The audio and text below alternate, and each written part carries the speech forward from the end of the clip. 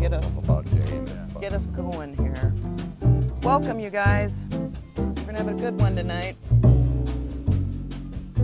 All right. We're Ready? gonna have optimism. You're gonna give us some optimism. There you go, bud. We listened to Osterholm last night, and there wasn't a lot. I mean, it's a hard truth to listen to. We did not hear that one. I didn't hear that one. It was tough. It was tough to hear. You're live. Oh, hi. Oh, hi. It's been a really decent week. The weather has been very cooperative. We need rain so bad. They were working today at the Morrison Hospital, and Quinn said it was like concrete. They couldn't even break up the clods that were rototilled already, so it's tough.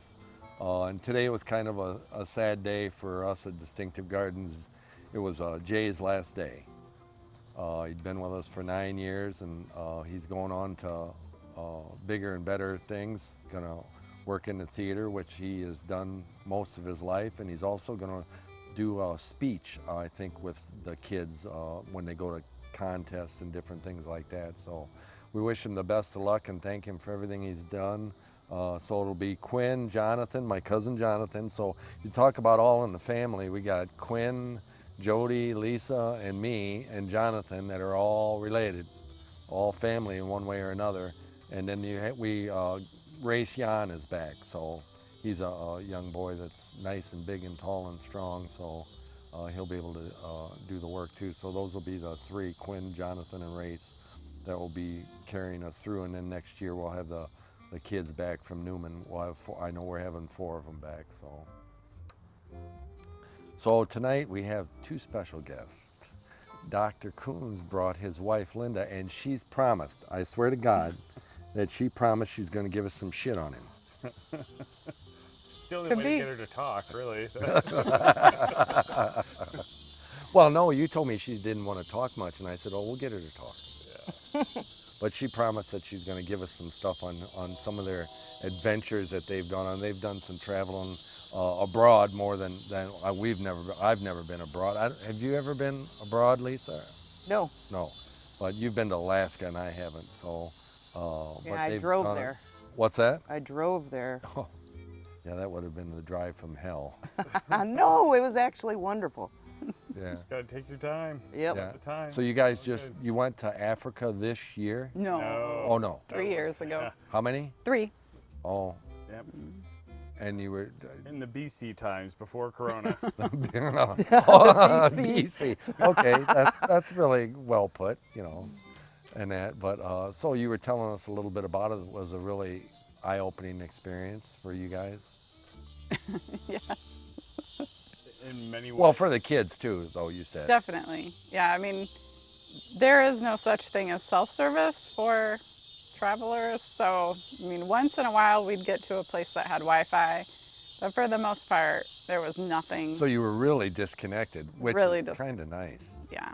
A lot of car time, a lot of people time. One of the things that you don't think about when you travel on safari is you're kind of doing a road trip with a total stranger.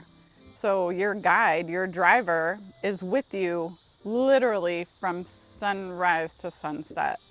And so you can get to know them in a way that's very safe.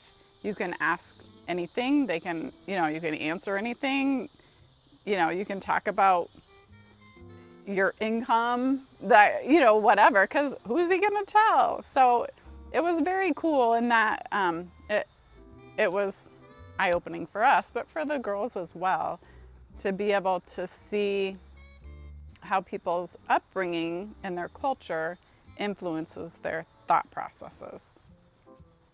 That would have been interesting. When we had Gordon Harris on, I don't know if you know Gordon, he had a heart transplant. And we had him on, but he was talking, him and Martha both are black, and they were talking about, like there's always a big mama in how did he put it? A big mama in their family. Yeah, in the that, family, that there's people always would a go big to mama. and would, about the culture and the stuff, and you would learn stuff. And I just thought, and Gordon was saying about how they'd go to these these like cookouts or whatever, and the Big Mama, and they do stuff. I thought it would be awesome just to learn that. To, you know, we know, I shouldn't say we know, but just to learn a different culture, I think would be fantastic. To see how other people do something different, you know, like, you know, we'd probably be appalled at some of the stuff, and you probably were like, oh my God, they eat that, you know, and stuff like that. Because I know Dr. Herman, when I was her gardener, and she had some of her family over from India, and I was decorating at this time of the year. It would have been for fall, so I had gourds and pumpkins and stuff like that. He came out and I was decorating. He goes, "We eat all that stuff." You know, I mean, there wasn't anything I put up. You know, they ate all this stuff, used it in some way or another for food. You know, and I just thought that was always interesting, and I always loved when Dr. Herman would cook, because I'd be going, you know, and I go, "Wow, what are you cooking?" And she'd always give me samples of some of the stuff in that, because it's always really interesting to eat somebody else, different cultures' food, I think. Well, the girls may or may not have eaten ox testicles. That'd be one for Mike in a can. Yeah, Mike's in a can. Mike's. Have you seen, we've got some friends that are gonna, if the weather permits next week, they're gonna be on, they're called Mike's in a Can, and they eat this weird stuff that's canned. Now, I just got a shipment of bugs, and I'm gonna chocolate cover them. And they're in a package, so they're not in a can. So I bought these little cans, so I'm gonna dip them in chocolate and put them in there, and they're gonna eat like chocolate covered grubs and grasshoppers and stuff. And I also found a can of canned possum with coon gravy. Okay. Wow. So they're gonna. Is that a cultural thing or just a dare? I don't know. I think it's a dare. It's more of a dare. I 'Cause think the it's a stuff- guy some of the dare stuff- thing. Some of the stuff that we've watched their videos and they've eaten, I was like, there's no freaking way I'd touch that. You know, I mean, it I'm was. glad we're on this week, not next. Oh, you didn't want to come and sample? Yeah. Well, last week we did the. I picked the peppers and picked the tomatoes that we sold and grew, and that I grew, and we went and talked about them, and we tasted them, and holy shit, when we ate, and I'm talking small piece of Death Spiral, it about killed all three of us. I mean, it was bad. It was very, very hot, and that. So, and it was interesting, and that I'll probably have those peppers. And when we sell vegetables, we don't have a huge variety, but most of the people always. There's one guy that works for the Dixon Water Department, and he always just calls me and goes, "Whatever the weird shit you got, I'll just take." You know, and so I just pick him out 24 plants and give them to him, you know, and he pays for them and stuff like that, because they're not on our website and stuff like that. And most of the time when people buy a bunch of vegetables, I always slide in some of Bud's, I call it Bud's weird shit, you know, and I slide in some of the different stuff that we have, and it's always fun to do that.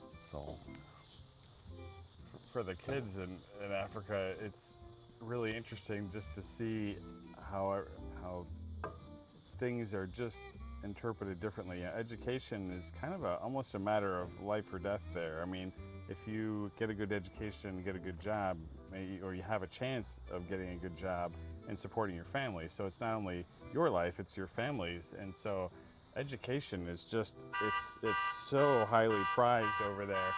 And the kids are just thrilled to be able to go to school and do all the things. And you know, here school is kind of like a burden, so to speak, or like I don't know. It's definitely not seen as a privilege, and it's totally seen as a privilege there. And the lengths that they will go to. I mean, our tour guide, you know, he was a very successful tour guide, super knowledgeable person, wonderful. He now has his own business, but he wasn't going to do any of that stuff until he made enough money to put his siblings through school, because that comes before everything else. And you got to have a lot of kids, because that's your life insurance plan later in life. He says if you don't have kids, especially a girl in that culture, then you just die on the streets. There's no nursing homes, there's no whatever. If you get old, you don't have a girl to take care of you. Wow. why does it have to be a girl? It's culture. Okay. What did he say? If you're an American, it's good to marry an African woman, but it's not good for an American woman to marry an African man. So the women don't do a lot of work. a whole lot of work. So it's more like old school, where the woman does this and the man does this. And it depends on the tribe, of course. I mean, there's huge diversity there, but in the tribes where they make the mud huts, it's the women that make the hut. The men go hunt. I was just going to say, Tend the cows, but they do all the cooking, all the cleaning, all the child rearing, everything, and the men don't. Yeah. and they don't think anything of that. No, I mean, he's more worldly because he's talked to so many Right. people. He understands that that's not typical, but yeah, he knows, and you know, other things. Yeah, he was an enormously nice person and would go to great lengths to take care of us and make sure we're protected and all that sort of stuff, which is a whole nother story with the girls about being protected. We'll have to tell some time, but so the girls got to know him as a wonderful, nice man, and then because you have all these deep conversations, spending 10 hours a day with them, I asked him about, well, what about my progressive 19-year-old, she was 16 yeah. back then, yeah, was like, well, what about homosexuality? And he almost stopped the car, and he's like, well, you mean like homo? And yeah. Says, oh, it would be better if they were dead. Wow.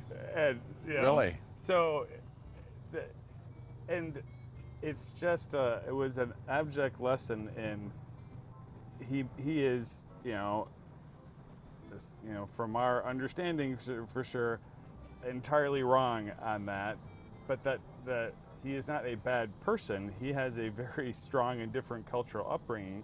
And you can be wrong about that, as, you know, as we understand it, and that doesn't necessarily make you evil. It makes you. That's the way you were brought up. Yeah, and you know, we can do things to try and, you know, educate, make that better, however you want to put that. But I think it was a very important lesson to get to know somebody that well and know that they are a very good person, and still have some thoughts that are probably, I mean, in our culture, and certainly from what we entirely believe, that are entirely wrong. But that doesn't necessarily make him evil. It doesn't mean that that thought is right in any way. But it was an important concept, because so there's so much polarization right now, right? If you say this, then you're a bad person because you've said that, and you're online, like your whole existence, you're classified as a good or bad person because of something you said, which people are more complex than that, right? And Sure. For that's sure. an important And that's a thing real- to learn. Good thing to bring up right now with what's going on. You're exactly right. Right. I mean, I think that's really been lost in today's culture, is everybody's quick to like grab onto something that they can put somebody in a category and put their finger on them, or you know, make them all good or all bad, and that's a really dangerous sort of thing. And I think that's one of the things you experience with other cultures, is things are very, very, very different, and they may be, you know, some of that may be good and some of that may be bad, but it's within that culture, and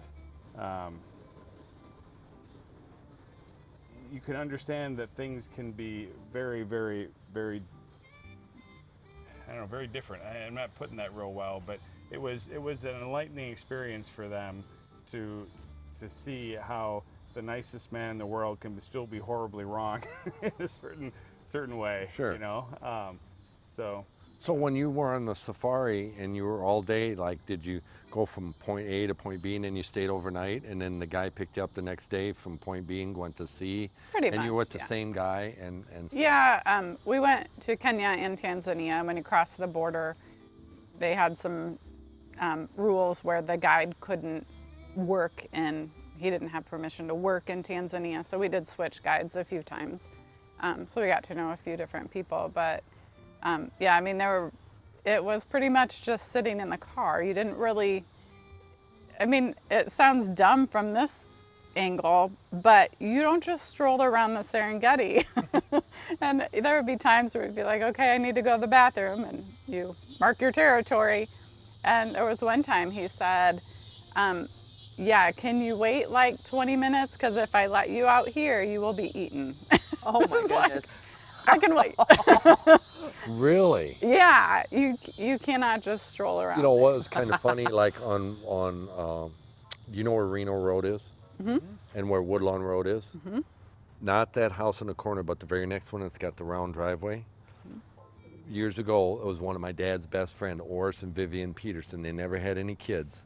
And they had, he had a sporting goods store and he had a gas station and that. And they went all over the world. And one of the things I remember as a kid, and these were 8mm films, is they went on an African safari.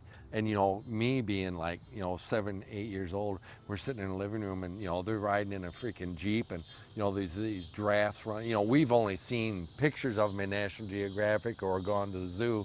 And here these guys are out in the wild. I thought it was really, really interesting that, and they were able to they did a ton of stuff all over the world. And I don't know if it was because they didn't have any kids or whatever, but they just traveled a lot. And they were the first people. I remember we weren't poor, but we just didn't have a lot of stuff. They had a remote control on the TV, and it was old. I mean, real old school. I was the remote control when I was young. Yeah. But I was just like, wow, this is cool. Mom and Dad would say, stop playing with that thing, because we just thought it was really cool, But great people. They were both of them have passed away, but they were family friends that were really, that's the first time I was ever experienced, seeing a live movie of a safari where they were on the Jeep, out there and doing it. Yeah, and seeing people that in touch with the nature. I mean, our guy grew up as a Maasai warrior on the land. He knew every lion and tiger and leopard by name. He could look at them and identify, notch, wow. Or all their different characteristics. And thanks, I think. So, I mean, to have someone with that depth of knowledge and be that in touch with being able to know what's going on in the natural environment was just amazing. So we should give a shout out to Lenny Koshal. Mm-hmm. So if you ever get the opportunity to go to Africa, or if you're interested in beautiful African pictures, because he does a lot of photography, it's Lenny Koshal, LennyKoshal. Yeah. You can look him up on Facebook, and he posts some beautiful stuff. And we'll give you an amazing ride. And this guy can drive too. So if he gets a hot tip on where there's like a leopard in a tree, up. Yeah. They do add seat belts? They did. Yeah, and good thing. I mean, Lenny would have the Land Cruiser in a big four-wheel drift sometimes, and there was one particular time that there was a lion that decided to cross the Maasai River, and every other tour guide left.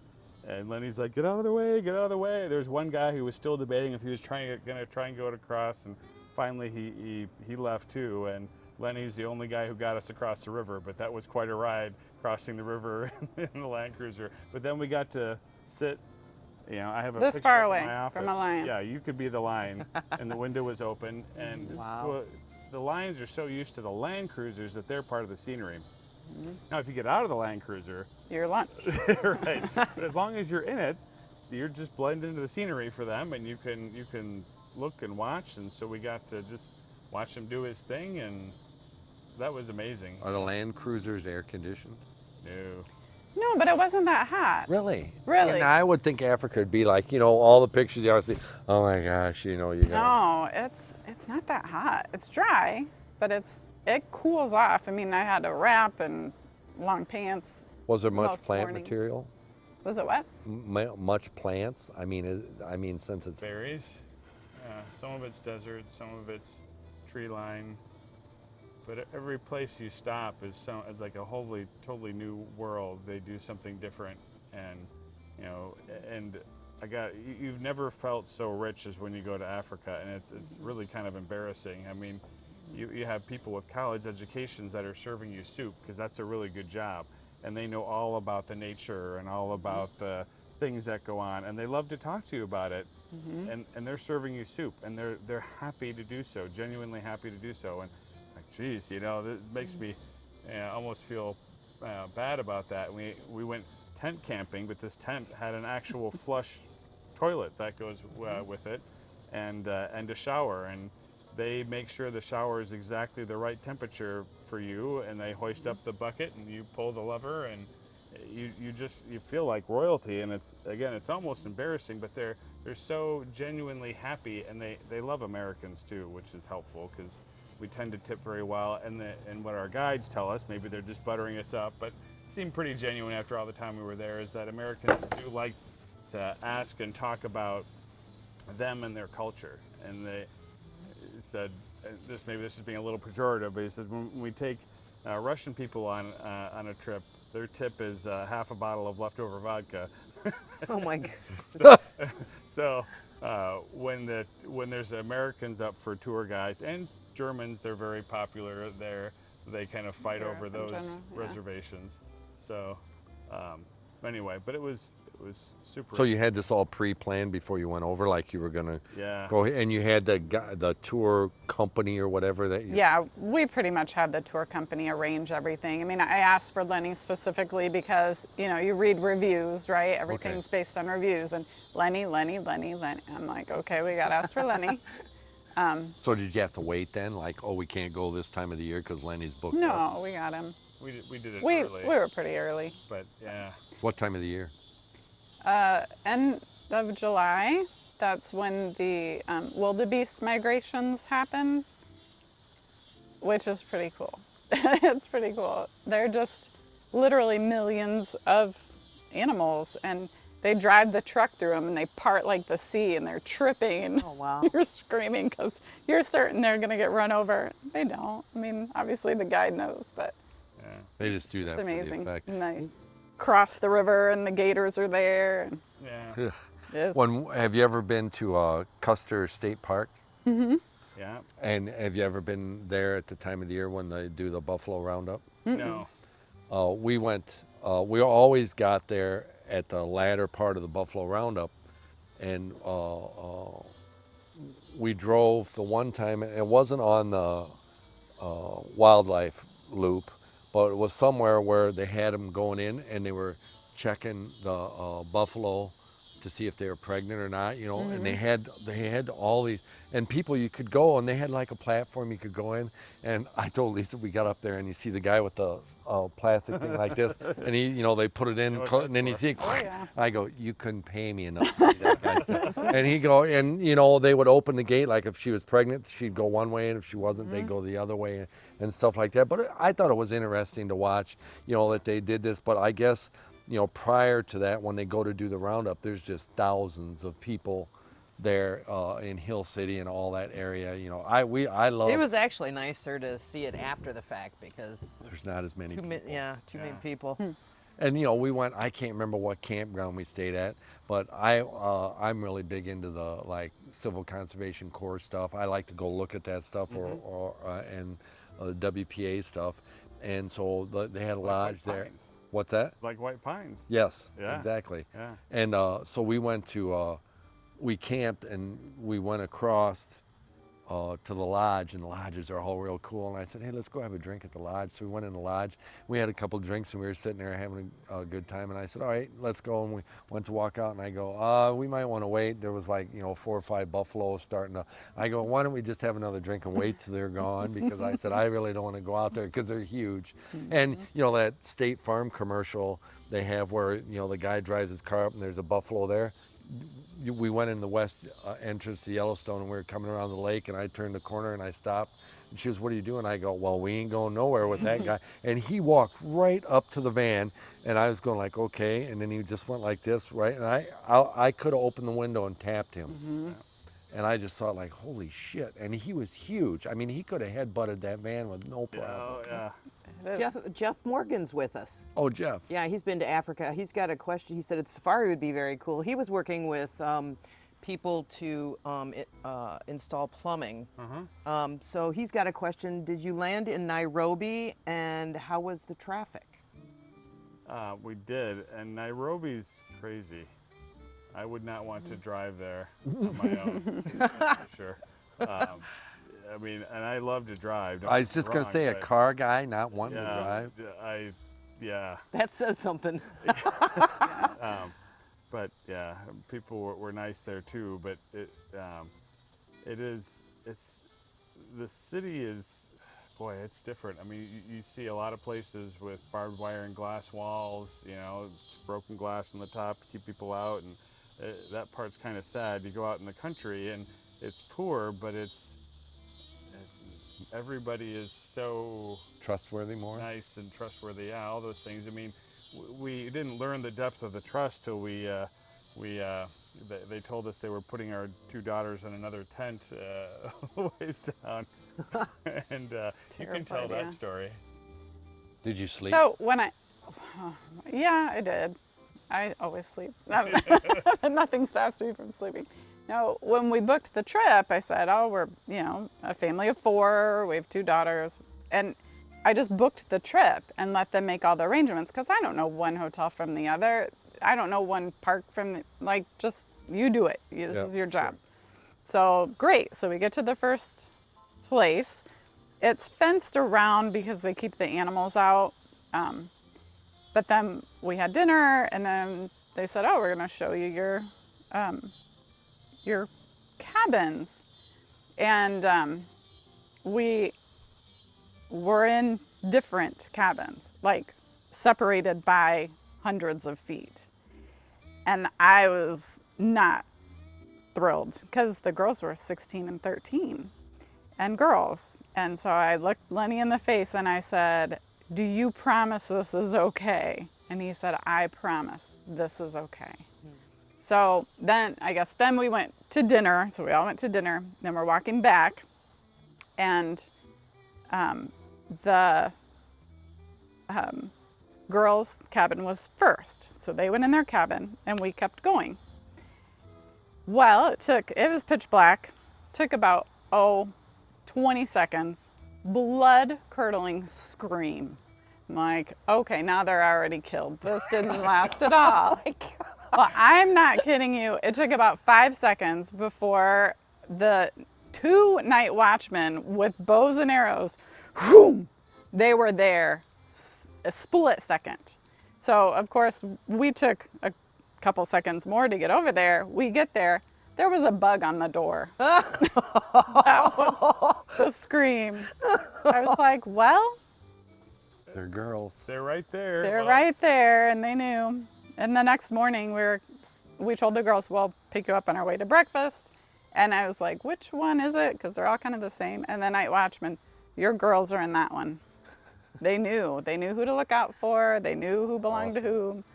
And the girls were all right with that, or were they a little scared too? No, they were great. They were so They probably brave. said, good, we get away from mom and dad. Maybe. They're pretty good that way. They were always ready on time. And Yeah. they were fantastic. They were, I mean, we took them totally out of their element, and they were fantastic travelers, for sure. And our younger daughter definitely got to show up the older daughter, which is hard to do because Sarah's pretty sharp and pretty good at everything. But that was the ox testicle thing when they came by, and Sarah's like, I'll eat one if you do, and she never dreamed that Anna would take her up on that, and it's like, well, this is my chance, right? So she just took that thing and chewed it up and swallowed it down with blank expression on her face. She's a candidate for Mike's in the can. That's what those guys do. And and Sarah, just her jaw dropped, and she's just like, oh no, I've got to do this now. Yeah. Yep. Well, that's kind of funny. Yeah. So what's your favorite national park? Favorite national park? Well, you guys didn't do any national parks this year. We did. You did? We ended 3, up doing 4? it. We didn't plan on it. Oh, I thought I caught that you were doing. We were gonna do all the we were state gonna- parks. Utah. We did, and we did that too, but it turned out it just wasn't that crowded. We went to Okay. Bryce, and then we were like, okay, I actually took a picture. Did you stay at Aunt Ruby's? No. No. Sounds familiar. though. Bryce Canyon. Oh, you go there, it's huge. It's got, usually it has like 30 Greyhound buses with all the blue hairs on it that are taking the trips. Sorry, No. I didn't mean to say about blue. Sorry. Yeah. I'm getting blue hair. I think you're going to be okay, bud. But anyway, they were there, but we always stay in the campground, and the lodge was built by the CCC up there, and we always, most of the time when we stay there, we'll go for breakfast there. So did you just visit and not stay there? We didn't stay there. We were at, I don't know, Pink Sands State Park. Coral State. Yeah. Coral Reef? Coral Reef? Yeah, Yes, State Coral Park, yeah. Reef. We went, remember that Coral Reef when they told us to go to that? Oh, no, we didn't. That's a national park, Coral Reef is. Yeah. That's national. We stayed No, at wait, there was one, something, Coral Sand. remember the lady goes, oh, you got to go to this park, and the more we drove, the more snow was coming down. I go, bullshit, we're out of here. Because it was snowing so freaking hard, I was lucky to get the van out of there. Yeah. Yeah, that's later. No, Yeah. so there were no cars. There like, was a lot of rain, and Yeah, it's I think monsoon that season. kept the crowds away, but we were totally surprised that we went to Bryce, Mm-hmm. Zion, Capitol Reef. You were able to get into Zion? Ryan, there Oh, the was la- nothing to keep us from going. last time the campground was full, and it says you have to park have in a town. reservation and Well, stuff. no, you had to park in No. town. You couldn't park in town. We just kept going through because we camped That would have there. been 2019. Yeah, we think. camped there one year and did the what was the something trail, and I got up so high, and then you had to take these bars and go across. I go, I'm done. There's no way in hell I'm going any farther. That's Linda's thing. That's I like She Angel loves to Cat. hang out on the side of cliffs. Oh no, So, heights to me. I'll look at the Grand Canyon and go, oh yeah, I'm out of Mm-hmm. here. yeah. We got to Grand Canyon, the North Rim. Rim, yeah, that's nice. We camped in the campground there, and I'll never forget. We went up to. You could take the shuttle to see the sunset, and then you came back, and it was dark. By the time we got back, it was dark, and we got off and we were walking. And I walked around the corner, and I'm just trucking, and I'm not shitting you. I almost walked head first into a bull elk. I did not see him, and I jumped It back. was really big, too. And I jumped back. She goes, "What's the matter?" I go, "Look at the size of that freaking!" And all he would have had to do is bend his head down, and he would have had me. Yep. And he just kind of looked at me, and I jumped back, and I thought, "Holy shit, this thing is huge!"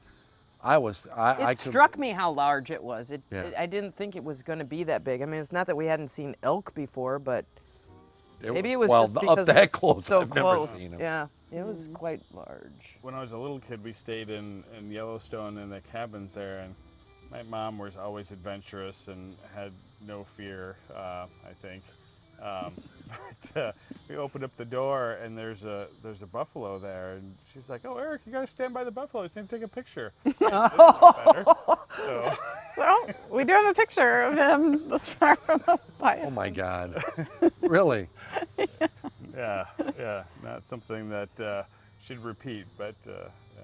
So when you guys were back to Custer State Park, did you go feed the jackasses? No, I don't think we spent much time. Kind of And it's on the wildlife loop. Some guy goes, "Oh yeah, you got to feed the jackasses." So we stopped by some convenience thing, and I got a bag of carrots, and she did a video. Oh my God, I never laughed so hard. These jackasses came from both sides of the van with the windows open. They could touch, and they'd open their mouth, and their big teeth like this. They literally sucked those carrots up. They ate the bag. They were looking at her stuff, and I was just laughing so hard, and she kept going, "Tease them," and so they'd open their mouth, and she would be videoing it, and then I finally said, "We got to get out of here. We don't have any more food, we can go." Trouble. But these guys, they left these in the 1950s. They had some sort of thing there with these jackasses that they used, and then it went defunct, and he just let them go in the wild, and so they lived there. But it's hilarious. It is hilarious if you ever get a chance to do that. Found a way, huh? Oh, it was funny. And then I think it was in Hill City, we went to was it a CCC museum that was there? That was really cool. We spent quite a few hours there going through some of the pictures and stuff like that. It was very interesting in that, but that's a great state park. That's where we met Ian from Florida. a friend, and we're still friends. And I would never believe the type of person, an outdoors type person he was, that he lives in Florida. But Ian lives in Florida, and very interesting gentleman. He's older than me, but we hit it off pretty good. It was fun. So. Did you do an airboat tour? See the gators when you were down in Florida? No. Oh, you got to do that. I don't like Florida. Yeah, I mean that's the highlight of Florida for me, is riding around in a V8 powered airboat. Is it because of the motor? You're looking at the motor. You're not thinking about the gators, are you? And the wildlife is it cool, allows too. you to do things and get places. I mean, I like to get to out of the way places. That's my thing, and that gets you to really out of the way places and see interesting things. We went to an out of the way place for our honeymoon, a little island called Saba. It's like 5 square miles, I think. Maybe. Yeah, it just comes out of the sea. No actual beaches or anything. It's for scuba diving, and that's most of it. So of course, me being me, I had to rent a car, probably the only rental car on the island, and go drive around the few miles of roads that are there, because I like to go get lost. And this is one of you were looking for stories.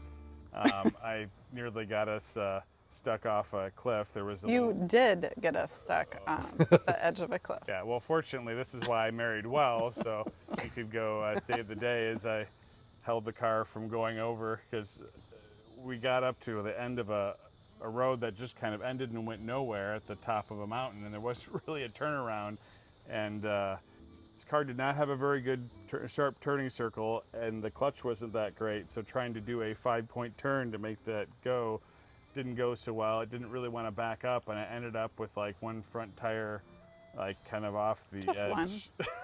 and then it wouldn't go anywhere, and I'm like, I can't let off the brake or we're in trouble. So I'm kind of stuck here right now, so Linda's like, she's very calm and collected. She's always good in a crisis, which is good because I tend to create them from time to time.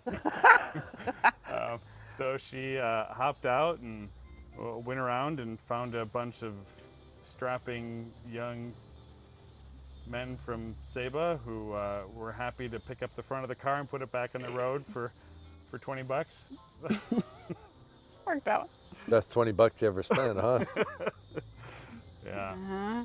Too bad they couldn't pick it up and turn it around for you. Didn't set Well, it it so you was could go back. almost that way. We're good. Yeah. Gotten us stuck in a Jeep at 13,000 some That was feet. not $20. No, that was not $20. It's a very expensive towing bill. Where was that at? Durango area? Oh yeah, Yeah. we've seen the Durango. 14,000 feet. You ever been to Ouray? Yeah. That's Beautiful. great. It's the Switzerland of the Rockies, I think they call it. We hiked all the way up to the top. I can't remember what the thing was. All the way up there, and we had lunch, and then we came back down. And they had the campground was right in town, so you didn't have to drive. And we went in there, and I didn't, but a certain other individual got drunker and shit, and I had to feed her at the German restaurant so she could eat. What? We had a good time. Well, altitude will do that. Oh Linda's yeah, experienced that once. So will poor choices. lots of alcohol. Some of that too. But if you like out of the way, have you ever been to Great Basin? That's a good one. If you want out of the way national parks, that's the one to go to. Where is that? That's it, right Nevada. across the border of Utah and Nevada. Huh, yeah. It's on the loneliest road. It's about an 80-mile drive. There's nothing. It's flat as hell. Oh, yeah. And if it's windy, which the one day we left because it was supposed to be 65-mile-an-hour winds, I thought and I was watching these big motorhomes. I'm going like, there's no freaking way I'd be driving that thing. Yeah. There's no freaking way I'd be driving. But it's a great national It's park. an oasis in the middle of Yeah, it not is. much. And it's got a great hike up to the bristlecone pines, which these trees are the oldest living things in the world. Wow. And the very first time we hiked up there, I mean, you go up to about right around 14. No, I don't think it's that tall. Well, That's really high, yeah. I thought 9. it was more than that. Well, those trees happen right at the. Well, the hike that we went on, the more we went up, the harder it was snowing, and I was just like, okay, Oh, boy. we're gonna keep going. But you go up and see these trees, and it's just, I mean, it's like how they're living out of these rocks, and they have them dated, and stuff like that. And then we Wow. went up. The second time we went up was kind of really interesting because we're going up, we got a video on that one. and yeah, we got a video, and this guy, I don't know, if he passed us or we stopped and we were taking a little breather, and he stopped and we started talking to him. He goes, and I can't remember his name. Remember his name? Steve. Steve. That's all I got. He went to Texas A&M for horticulture. I go, you're kidding me. And I go, well, we got a greenhouse nursery. He goes, you're kidding. I go, no. neat. So we had common interest. And then when we went up there, we really, we were in awe again at these trees, bristlecone pine trees, and they're just really interesting to see. And at Bryce, Magical trail. yeah, Bryce, they have some bristlecone. You can go out on Yep. Bristlecone pines. We did see some of those. You mentioned snow and array. Bryce has and got some. the road that we found a stagecoach path, another Jeep thing, that went between Durango and Array, I think. And as we went up, it was basically cut into the side of a cliff. It was a stagecoach road where the cliff went like that, and there's a little, step where the stagecoaches went, and it's pretty steep. So we went up that, and then it starts raining, and we're like, oh, you really can't turn around. It's not wide enough. And then going up a little higher and starts snowing, and now it's getting really slippery. And we eventually got to a place where we couldn't get up, and every time we tried to go up, and the Jeep would slide a little bit before it came to a stop, and we're like, this is this is getting ugly. So I think we got out to try and put some stuff in the ruts to try and get up there. And how did you end up back in the Jeep? I don't remember, but Well, the professional driver that came up upon us, you talked with him, so I got back in. He was like, no, I can help you out. So he told you how to do it, yeah, I'm like, no, I'm not. Yeah, he basically and you said, were a coward. yeah. You wanted to live, right? Yeah.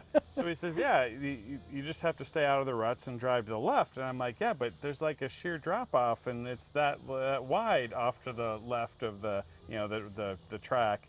And I'm like, I don't know. And he's like, well, you want me to drive it? And I'm like, yeah, that'd be great. So I'm sure he's rescued many tourists up there. But anyway, so you tell the second part. So he hops in. I didn't hear this conversation. And he says, howdy, ma'am. Because he was crusty. He was probably 38, but he looked about 87. He was just all leather. Leathered. And he hopped in the driver's seat, steered toward the cliff. I knew I would be dead, so I tightened my seatbelt so they could find my body. And he just drove it up. So, Gosh. So you rode in a Jeep and he walked up. yes. That section, yeah. Yeah. But after that, it didn't. There's no freaking way I'd do that. See, I couldn't, because we drive on the roads and I'm going like, I'm not looking, I'm not looking. Yeah, I didn't appreciate how bad that is until Linda drove. For a Yeah, while. because the Jeep is so square. And so, yeah, Eric's like, oh, it looks bad from here because you can't see anything. You just see Oh, the I crevasse couldn't down. I couldn't do that.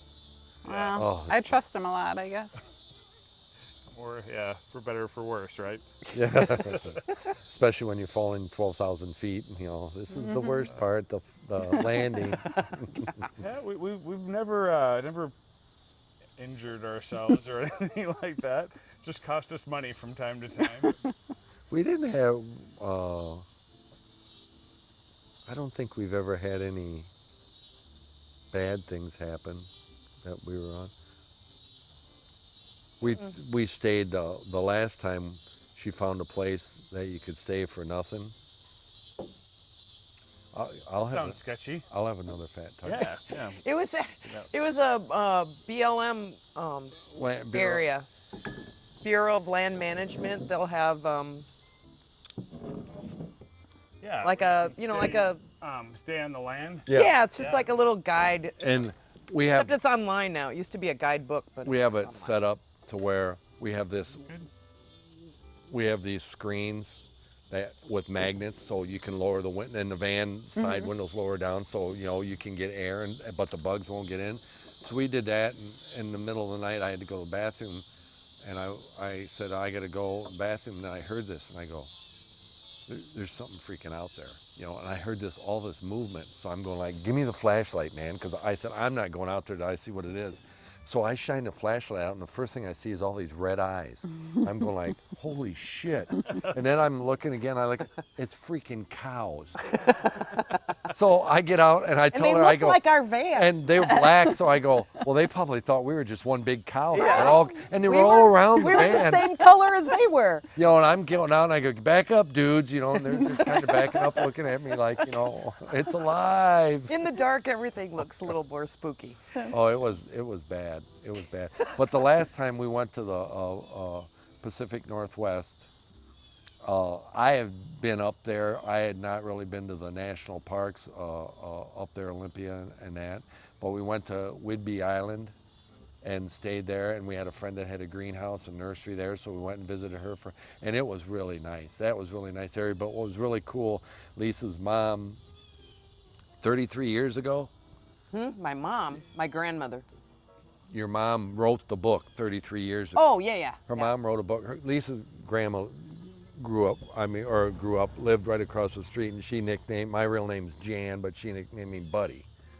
So anyway, Mary was the original Rosie the Riveter. I mean, I have her hard hat from the shipyards. But Really? anyway, Oh, that's cool. anyway, Lisa's mom did an oral interview and wrote a book.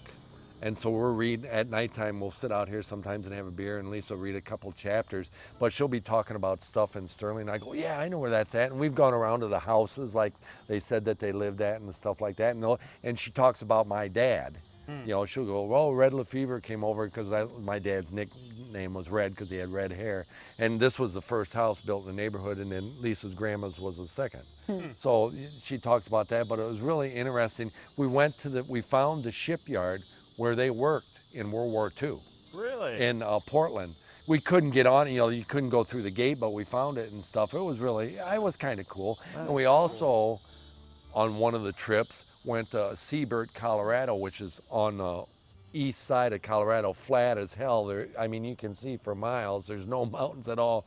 But where she grew up in a sod hut out in the middle of freaking, we went to the county seat and found the land coordinates and went out there to the chunk, I mean, it wasn't there anymore, but the chunk of property where the sod house was at, you know, that they lived in on the prairie. You know, it was interesting. It was really cool. But this book is really great, and it's going to get to the point now. It's 19. We went through the Depression. We're in the 50s now. We're in the 50s, so it'll be pretty soon. It'll be when I'm born. You know, I've got a few more years. They learned some stuff about yourself. Oh yeah. Oh, yeah. I would be interested to see what she said about me. That little son of a bitch. Pretty much.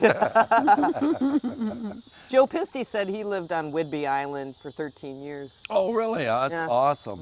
Well, you know, out where you guys are at, you know, you go down in Gregdon Shores, and, you know, when you went down those hills years ago, depending on if there was corn one year or beans, the next year may be gladiolas.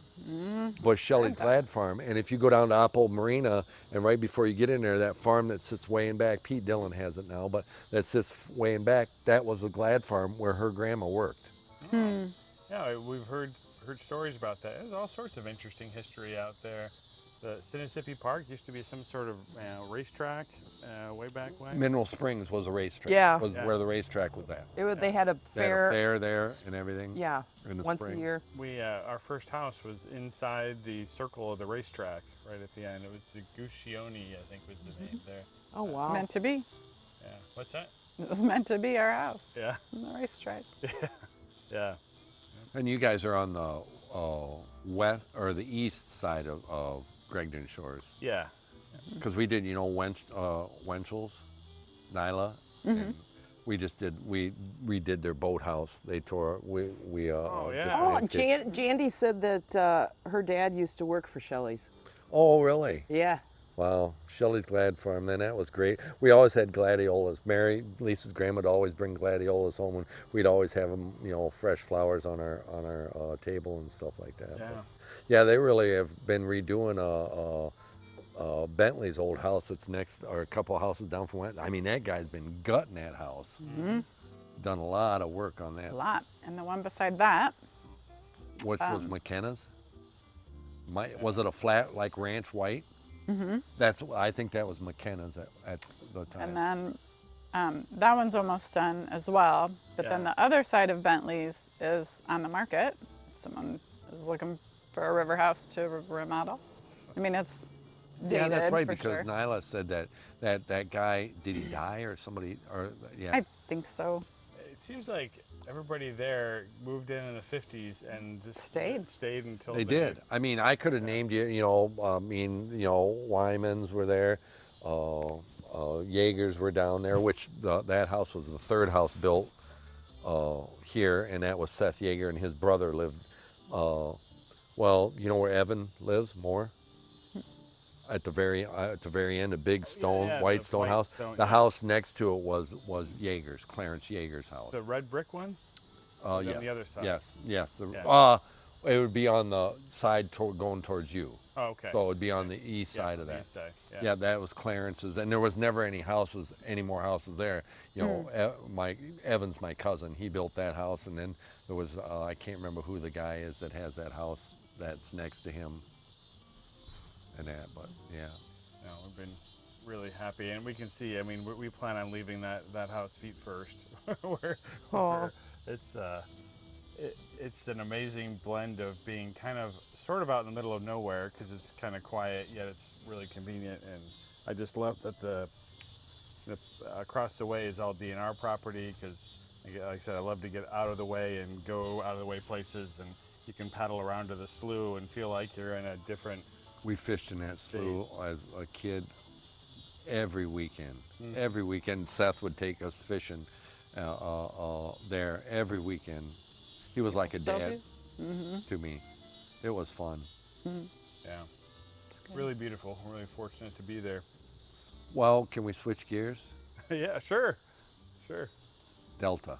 Yeah. So, what's your take on what's been going on? Well, there's where to start. I mean, Yeah, that's when Delta got here, it definitely changed the game. Not so much that it's resistant to vaccinations or natural immunity so much, but that it gets ahead of it some because it replicates so fast and makes such high viral loads very quickly that it can establish a foothold before your immune system can really spin up a good response. So it's very hard with Delta to keep people from getting somewhat sick, however your immunity is comes from, whether it's infection or vaccination. It really has a chance to get a foothold in your nose. The difference is if you have some sort of immunity before it has a chance to get all the way down into your lungs and do a tremendous amount of damage, you can spin up an immune response then. So having some sort of immunity is pretty much the difference between needing me and not needing me. You may still get sick, but one of the differences between COVID and influenza per se, the incubation period for influenza is like 24 hours or so. So you get exposed, you get sick right away, and and so it's a very tough thing to get ahead of at all, but fortunately not as deadly in most situations. So with COVID and Delta in particular, the way Delta has changed the game is mostly that it's very hard to just stop it cold.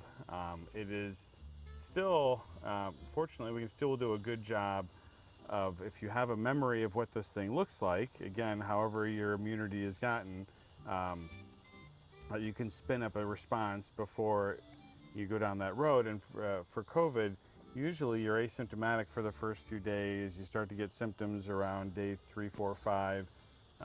You get really sick around day 7 if you're on a course to have a bad case, and around day 10 you end up in the hospital. So there's a fair amount of time there to get on top of this. And if you have a good immune system, and again, however your immunity is gotten, having a good immune system is critical to that, because the vaccine can only leverage the immune system that you have. So it's important that we really take care of that, through sleep and exercise and limiting stress to a degree, and vitamin D and that sort of stuff, keeping those levels good. All those things help to keep us out of trouble. And vaccination's a big part of that. It is not the only part of that. In terms of, there's the other thing that Delta has caused is because there are breakthroughs, a lot of people kind of have this black or white thinking. Well, if you're vaccinated, you can still get sick and you can still transmit it to people, which is all true, but it's not the same level by any means. That's a big difference. One of the things that I think also threw people off is when they had the Provincetown episode where you had kind of a perfect storm for COVID. You had people come together for a rave, dance party sort of thing from all over, and hundreds of people together. That is like a tailor-made setup for COVID. So even though it was a very highly vaccinated population, they weren't 100% vaccinated, and there was enough that if you put COVID in that good of a situation, with Delta in particular, you're gonna get some transmission. And one of the things the CDC found that really got people freaked out, I think, is, and the CDC too, and understandably so, is that they found the viral loads in people's noses in particular were pretty darn high, even in vaccinated people, which is that's new, and that's not good. The one thing that's come out since then that I think helps explain, while even though there's high viral loads, we don't see the same level of transmission from vaccinated person on, is your body's trying to kill all that's in there. So you have to remember that what the test tests for is genetic material. It's testing for the RNA. So just like dead bodies can still have genetic material, dead virus still has that. And a lot of the virus that's in a vaccinated person's nose, or someone who has previous immunity, relative immunity from infection, is already killed and non-functional. And the way we've figured that out is they've swabbed a lot of noses of people who have had infection with Delta, with vaccination or natural immunity, and it's very hard to grow that virus if you put it in culture. It fails a lot more of the time. So it's not as viable, even though there's a fair amount there. And we've seen this before, where we know people can sometimes test positive for COVID long after their infection is done. There's still some remnants of genetic material there. So I think that's an important point to, again, when we talked about people getting stuck on things, they hear one thing, that you can get infected with it, you can transmit it even if you're vaccinated, so what's the point? And my analogy is, I can be driving the safest Volvo with all the airbags and safety equipment, and I can be a safe driver, but a drunk driver still puts me at risk. There's still a risk to me. I may be better off than if I was driving a Pinto, and the drunk driver's around, but it's still an issue. And one of the interesting correlates to that is they looked at COVID rates in kids, and all kids everywhere below 12 are unvaccinated right now. Where they're overflowing hospitals is down south, where vaccination rates are low, and it's not because the kids there are any different.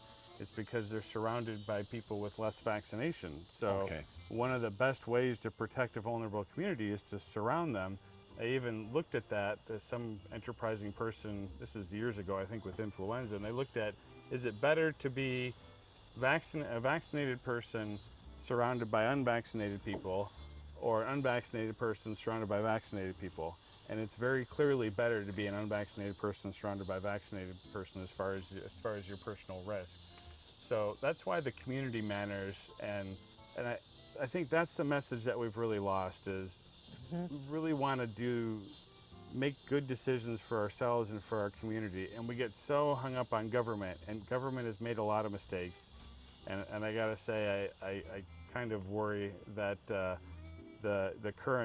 new vaccine mandate may be one of those mistakes. I'm the biggest vaccine advocate there is, but I worry when it becomes a federal blanket mandate that you get some, oh, that's a pretty cat. Well, you get some adverse things that we may not, even good intentions may have some bad unintended consequences. We've all heard of the placebo effect, right? You tell somebody something's going to work, and there is a very robust association that people actually do better in meaningful ways just because they believe in that. Well, there's a corollary to that. The lesser known cousin of the placebo effect is the nocebo effect. It's a real thing where if people believe or you tell them that it's going to hurt them, it does on occasion. I mean, it makes things worse. It makes reactions worse. For HPV, the HPV vaccine, the biggest major side effect is passing out, not because of the little needle, but because of the anticipation of all that stuff. But anyway, getting back to the mandate, you're going to take a group of people who are already pretty dug in and pretty resistant, and a lot of them have a very real fear, I should say, that this is going to hurt them in some way. And you take that group of people and you say, the government is going to make me do it, and they're uncomfortable with the government, they're afraid of the government at some level, and you put them in a room and say, in order to keep your job, your livelihood, you have to get this vaccine, you're going to have a lot of people that don't do well because they've really passionately believe that they're not going to do well, and whatever side effects they have are definitely going to be magnified, and anything that just randomly happens bad to them that might have anyway, they're going to definitely associate with that definitely being the vaccine because that's what they're expecting.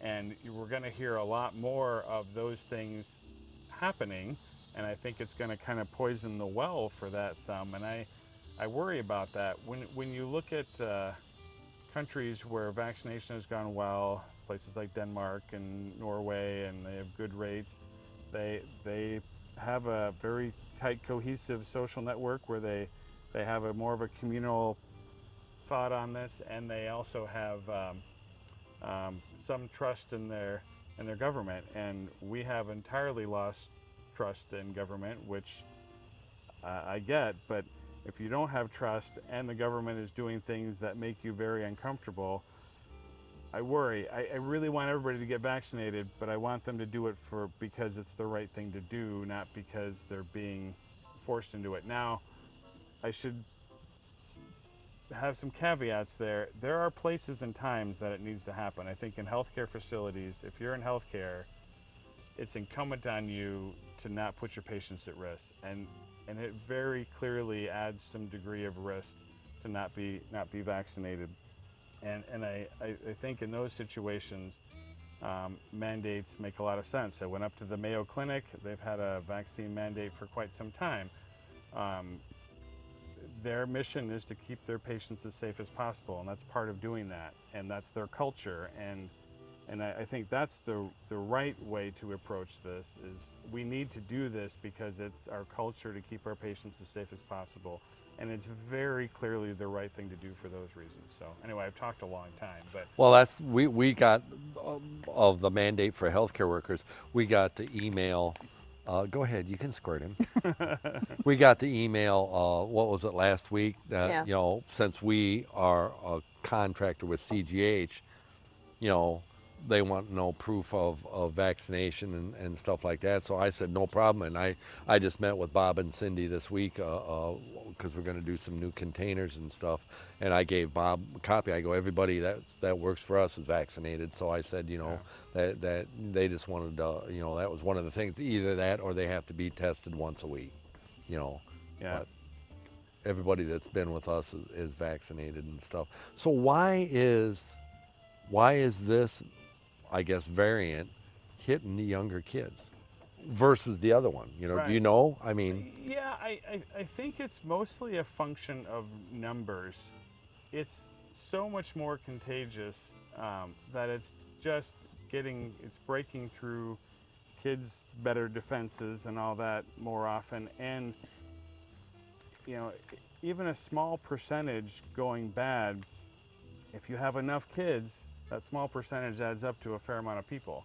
And down south where you have just a ton of people getting sick, the kids are in that mix and they get sick more often. And when you have, you may still only have a small percentage of kids ending up in the hospital, but you have hundreds of thousands of kids getting sick. So you end up with, I think it was 30,000 kids hospitalized last month, that's a big number. I mean, when people get afraid of vaccination, I think, geez, if a vaccine put 100 kids in the hospital, it would be national news. It would be the biggest thing in the world.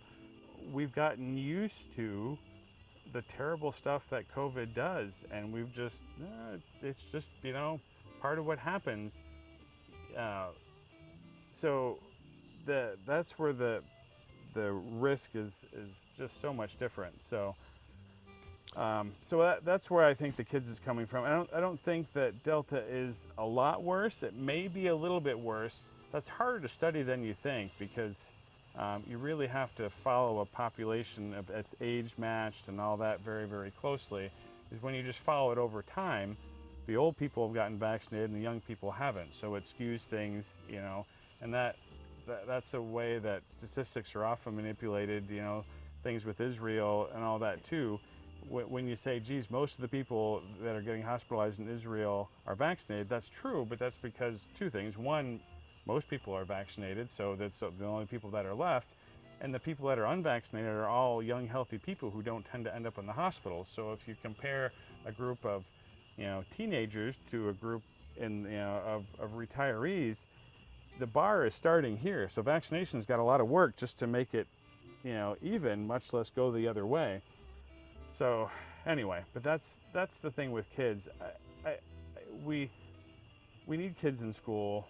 That's really important. I don't think it's unsafe to have kids in school by any means, and I don't think Delta changes that so much. We've just got to, the adults have to get off our asses and protect the kids by doing the right thing. Right. And So are the kids, I mean, the infection in the kids, is it not, how did I put it? When the kids get infected, are most of them not getting as sick as having to be hospitalized, but they still get sick? I mean, is a percentage of the kids that are infected lower going into the hospital than, Yeah, I don't know that we know for sure if a higher percentage of kids end up in the hospital. Anecdotally, some of the intensivists down in Louisiana and those areas kind of think that kids are getting sicker quicker and harder. But again, whether that's really true per case or it's just, when you're going to have 0.1% of really, really bad cases come to you, and if you only have 10,000 kids sick, you see 2 kids in the ICU. If you have 100,000 kids sick, you see 20 kids in the ICU.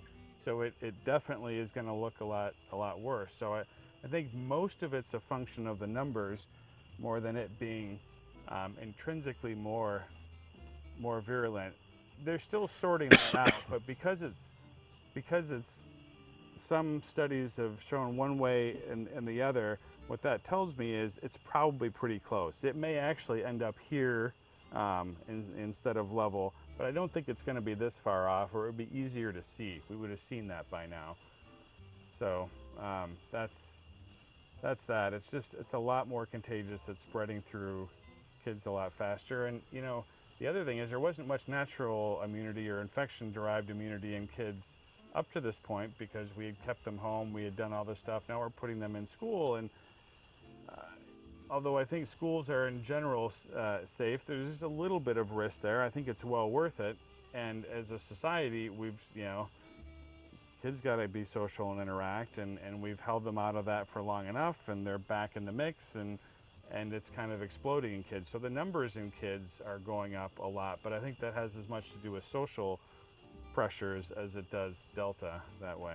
Well, what do you think about the CDC recommendation of 3 foot is appropriate in a school setting when the CDC is telling the rest of us 6? Yeah, I think that's a practical measure to try and get kids in school.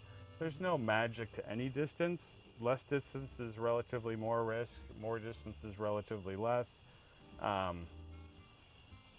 They're trying to accommodate getting kids in school, and one of the things you run into when you set the rules too tight is wealthy schools and private schools. They can accommodate all this stuff. You know, they'll find the room, they'll make do. The kids that end up really suffering are the inner city kids and the kids in poor neighborhoods that they can't meet those restrictions, so they just don't have school. And those are also the kids that go home to the most dangerous environments and all that sort of stuff. So taking those highly at-risk kids out of school becomes the bigger danger. So you compromise some on the degree of safety to get the highest risk kids back in school and to get them in a safer spot. So I think that's a judgment call to try and make it work for the greater good, even if I think that it's less than ideal.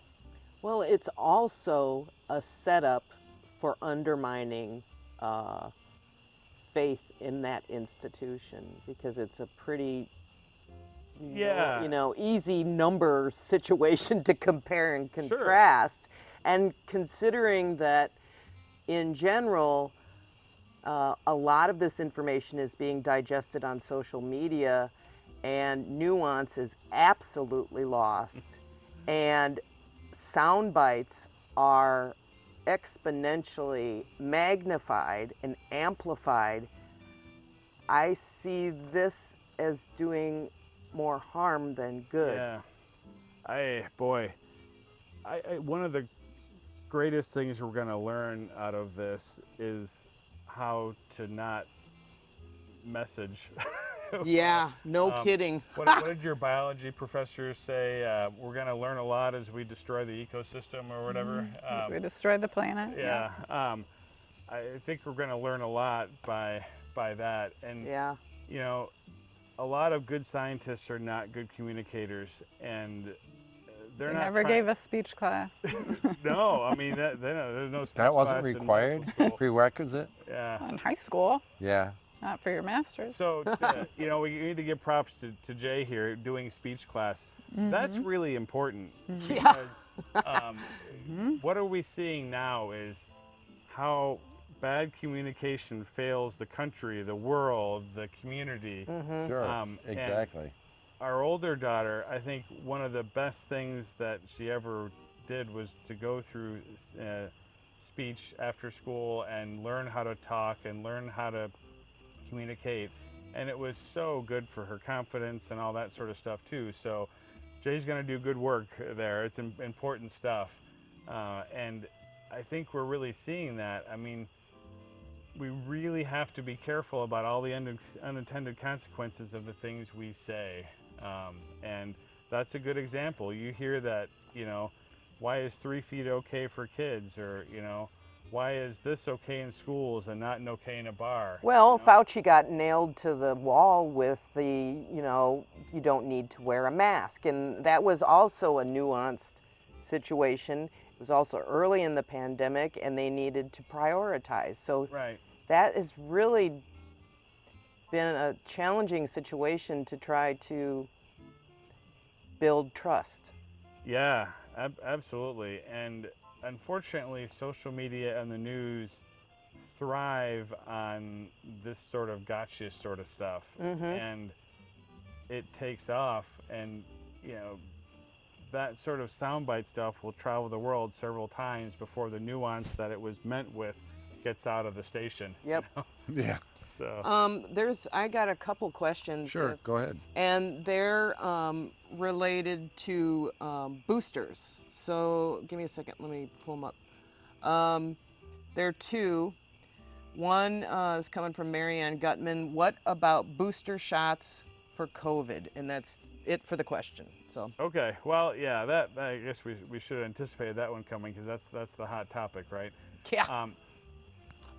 when I talked about spinning up that secondary immune response, 2 shots, if you have a healthy immune system, will pretty reliably do that for a good long time. What wanes, whether your immunity is from infection or from vaccination, is your kind of standing army of all the antibodies, all right? Your body can't keep high antibody levels to everything that's out there all the time. You'd fill up with antibodies, you'd have nothing left. So as it doesn't see a particular threat, the standing amounts of circulating antibodies go down, and you depend more on your memory cells to spin up a secondary response, but that's a little slower. So if we're trying to maximize our protection against getting any COVID, or if your immune system may not be quite ideal, right now it's organ transplant people who have serious issues, then getting a third look at this is going to do 2 things. One, it'll enhance your standing antibody levels a lot to kind of try and stop this at the door rather than depending on the secondary immune system spin up.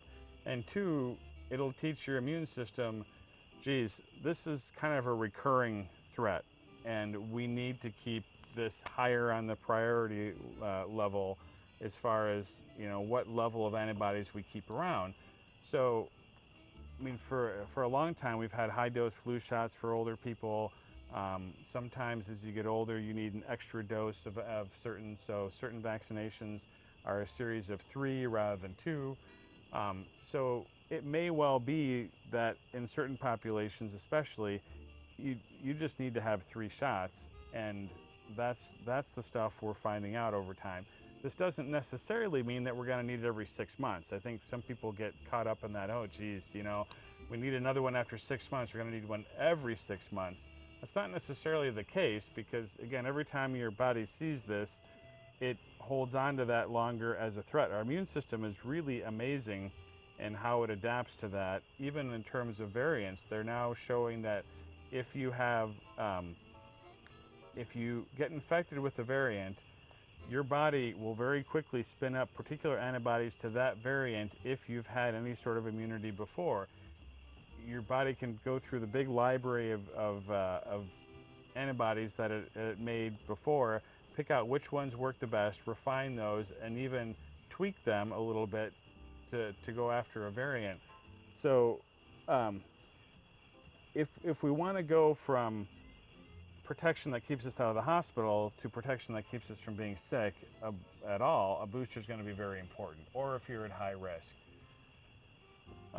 Whether everybody needs a booster, especially right now, I mean, this is another thing where I think the messaging got ahead of things.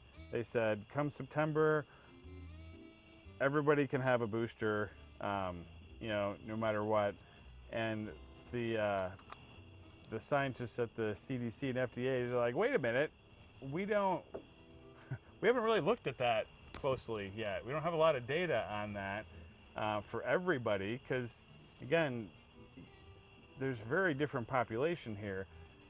Even though vaccination risk is very, very low, it's not zero, at least in terms of making people miserable for a day or 2. And there's really not any data that young kids need a booster yet, right? And they also have some of the more transient side effects. So do you take every kid in the country out of school for a day for a questionable benefit of the booster, or do you reserve it for the people who are higher risk? Or if you're thinking about the world, do you give a healthcare worker in Kenya a vaccine before you get the marginal benefit from a booster? So that's kind of deep. But for people who are high risk, if you're having a compromised immune system, absolutely, you need 3 shots. If we started your series today, we would give you 3 shots, because that's what it takes to get immunity if you have a compromised immune system. If you're older, it's probably a good idea, and it's a matter of when, maybe sometime before the end of the year. I don't have much worry about doing boosters, but I do think we need to be a little bit more targeted than just say, have everybody have at it. So that's another messaging error there. Maybe well intended, but There's a lot of that on social media, Right. unfortunately. So what's the other question? All right, from Ruth Marriott. Just joined for this session. If a person received 2 Moderna vaccines and only Pfizer booster is available, CDC says not to mix. Should we follow guidelines? Okay, there's more nuance to the guidelines. They say that you should make every attempt to stay within your original vaccine, but they do have a specific caveat that if it's not available, it is acceptable to cross platforms in terms of mRNA vaccines from Moderna to Pfizer.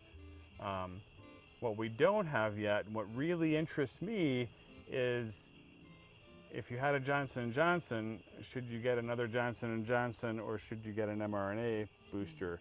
Because the Johnson & Johnson people just finished their, they've had a 2-dose, 1-dose versus 2-dose trial going on for a long time. It was a big one, and that's why the recommendations for boosters for Johnson & Johnson didn't come out, because they wanted to finish that. Well, a 2nd dose of Johnson & Johnson does give you a decent boost, but Johnson & Johnson uses an adenovirus vector, so it uses a modified cold virus to get the vaccine in. One problem with that when you get multiple doses is your body recognizes that modified cold virus, and the second time it sees it, it says, aha, this is for, and it destroys some of the vaccine on the way in.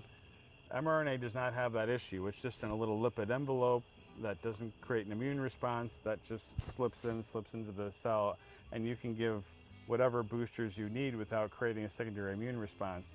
And in Europe, when they did the AstraZeneca vaccine, which is also an adenovirus vector, it's a lot like Johnson & Johnson, and they boosted it with an mRNA vaccine, they had really, really good results with that. So it stands to reason that Johnson & Johnson would probably see the same, but we haven't had that looked at closely yet. And there's been one cross-platform study that I saw. It was pretty small. It did look good, but that's the real question that needs to be answered. I don't know if that's going to be answered real soon, but I think that may be interesting, is to cross platforms that way. Ruth expanded and she said that Moderna has no booster. Is that It's coming. it's coming? Yeah. Moderna is looking at all sorts of different stuff. They're looking at a combination of influenza and booster together. So that's definitely coming. They were a little behind Pfizer all along, and they're still just a little bit behind that way. But I don't think that's going to be. That's what we got. We got the Moderna. Yeah. And for people who are immune compromised, you can get a 3rd dose of Moderna. That's already available. So, I mean, as far as the specific studies for the general population, that's coming. So what is the hospital? I mean, have you seen an uptick in the ICU? I know that KSB has. Yeah, we've done this wave, we've done pretty well with. We went almost 2 months with nobody in the hospital. It was like this glorious vacation. Life was like back to normal. And we've been on this slow burn for, having, 3 or 4 or 5 people in the hospital, a couple in the ICU for, pretty much since Delta arrived, 3 or 4 weeks ago. Fortunately, it has not really taken off, and for that I'm grateful. It has in a lot of the surrounding areas, so some weird things are happening, like we're getting calls from Genesis saying we're full, can we transfer a patient to your ICU? That normally doesn't happen. We ship people out to Genesis, they don't normally ship people to us, but Wow. We've really done pretty well, and I'm glad. I hope it holds. It's a very enigmatic thing and very explosive, so who knows for sure. Our immunization rates aren't great around here, but we had a really heavy wave with Alpha, so we have a lot of infection-based immunity. So I'm hoping that between the two, it's good enough to keep us out of big trouble. I don't know that we'll really see until we all head indoors. That October is going to really tell us whether we're good enough. Right, and that's what Lisa, even though everybody at the shop is vaccinated, we're still going to do the same protocol for the holiday season. Everybody's got their own greenhouse. You know, nobody's working together. Just makes it easier. In the greenhouse.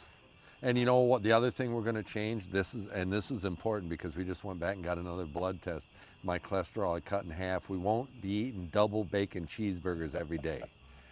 Yeah, imagine how that just magically makes numbers go up. Yeah, we just went. Huh? Well, she wanted. Well, she's got me on a pill for the cholesterol, but still, I mean, we're not eating all the Christmas cookies or double bacon cheeseburgers every day either. Yep. You know, not that we don't eat pizza once in a while and stuff like that, but you know, we definitely get the physical activity. There's no doubt about that. And I was told the one time that I don't do enough physical work, and I looked at and this was at a chiropractor, and I looked at him and I said, you follow me around one day and you tell me that I'm not doing physical work, you know, and stuff like that.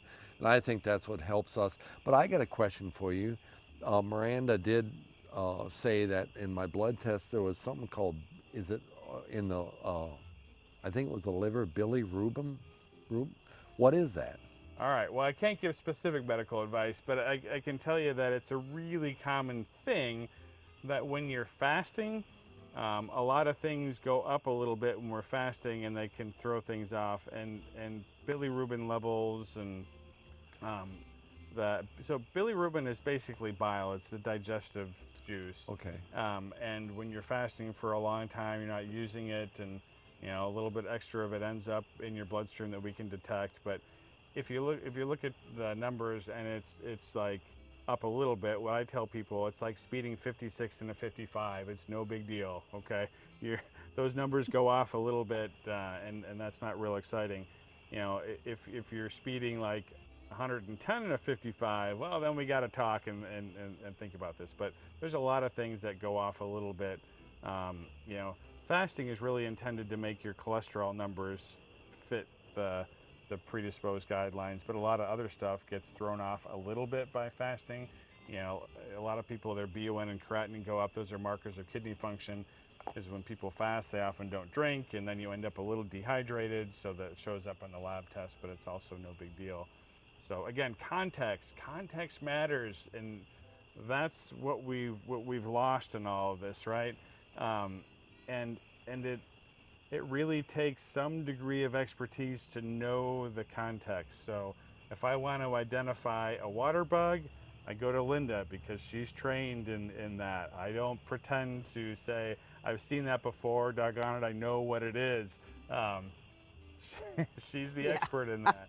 So, which I think from where I sit, living with this guy, I don't think people realize, because they see stuff on Facebook, they see what the CDC says, they have a gut feeling that can't be right.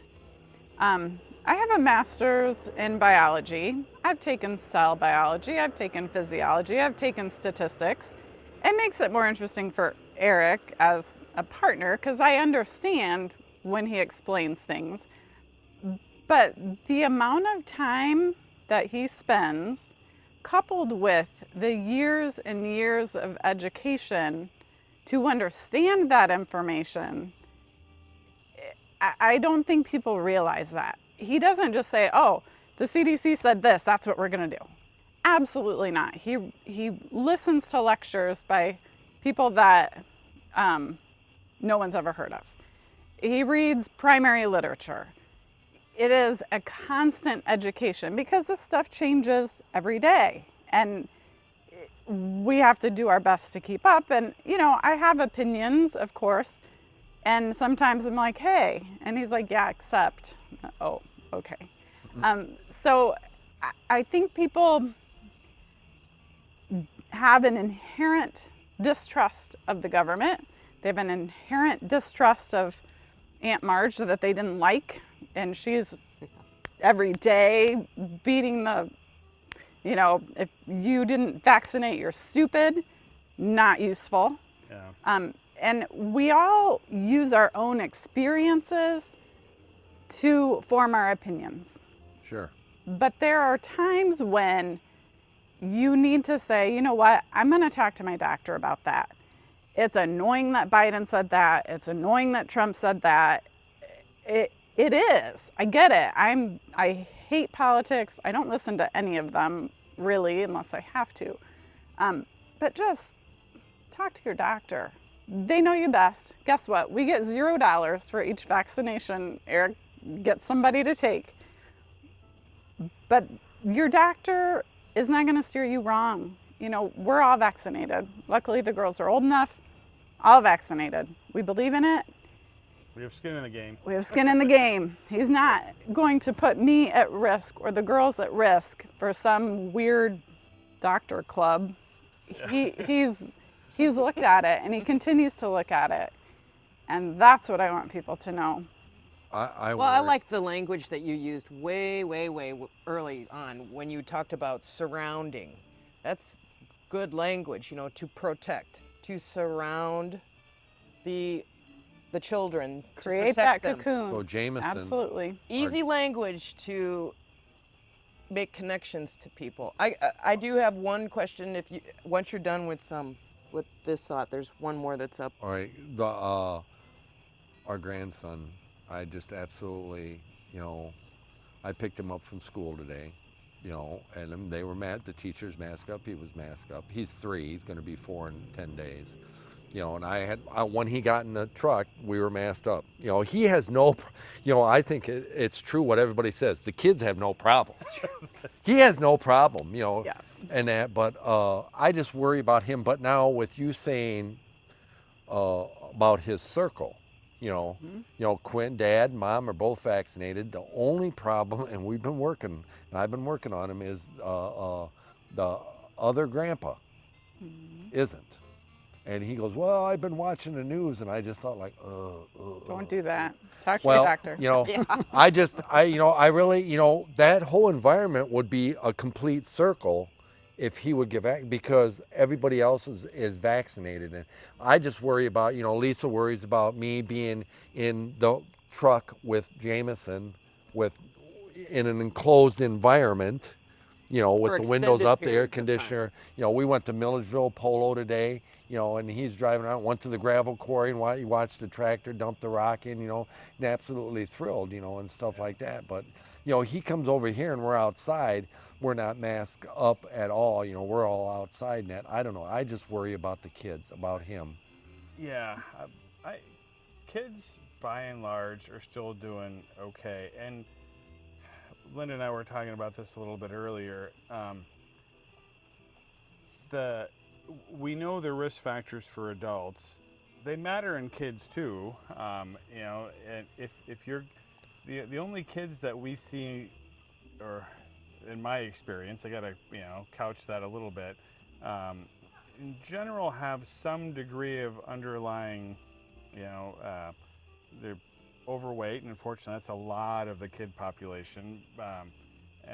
But if your kid is really healthy and young, the likelihood that they're going to get seriously ill and really end up in trouble is pretty small. And I think the message is it's small enough that we shouldn't overly restrict them from doing reasonable things.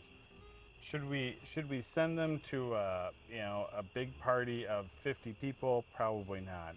Should they be out with Grandpa? Absolutely. All right. What they give up for that little incremental bit more of safety is far outweighed by the benefit they get from being with Grandpa, seeing the things, doing the things. Well, you know, today he's the most precious words he could ever say. He fell into my lap and he looked at me and he goes, "Grandpa, I love you." Yeah. You know, and you know that's you know. Right. You can't replace give that stuff up for that degree of incremental risk. I mean, if we're that fussy, we should never put them in the front seat of a car. We should never, you know, we shouldn't really go driving with them. That's one of the riskiest things we do every day is go driving. You know, we should only stay at home. You have to, and I think to the credit of people who are, you know, skeptical, they're like, I take a lot of risks. This is just another risk, and I don't want to change my life, you know, too much for that. I get that some. Where it really falls apart for me is vaccination's so simple, and the risks, I mean, in terms of medicine stuff, have the background of what's likely, what's expected. It has some of the best. We have some of the most safety data on this for the important things. It's not going to cause, within a high degree of medical likelihood, some random problem down the road. There's just no mechanism for it. There's no precedent for it. And COVID, on the other hand, because it's a virus, that could absolutely cause stuff down the road.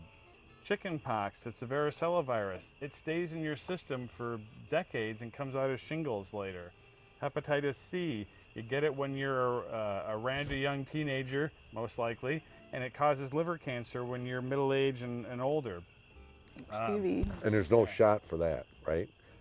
No. Because I got the other hepatitis shots when I was at Hepatitis Nash. B shot, Yep. yeah. We can, and there is a general recommendation that we should do a one-time testing for everybody because there is treatment for it now, which there wasn't before, Right. effective treatment. So if we pick it up when you're, before you develop your liver cancer, then we can treat it and get rid of it. So that much is good. But like Linda was saying, HPV, human papillomavirus, an average of 23 years between the time you're infected and when you develop cervical or throat cancer from HPV.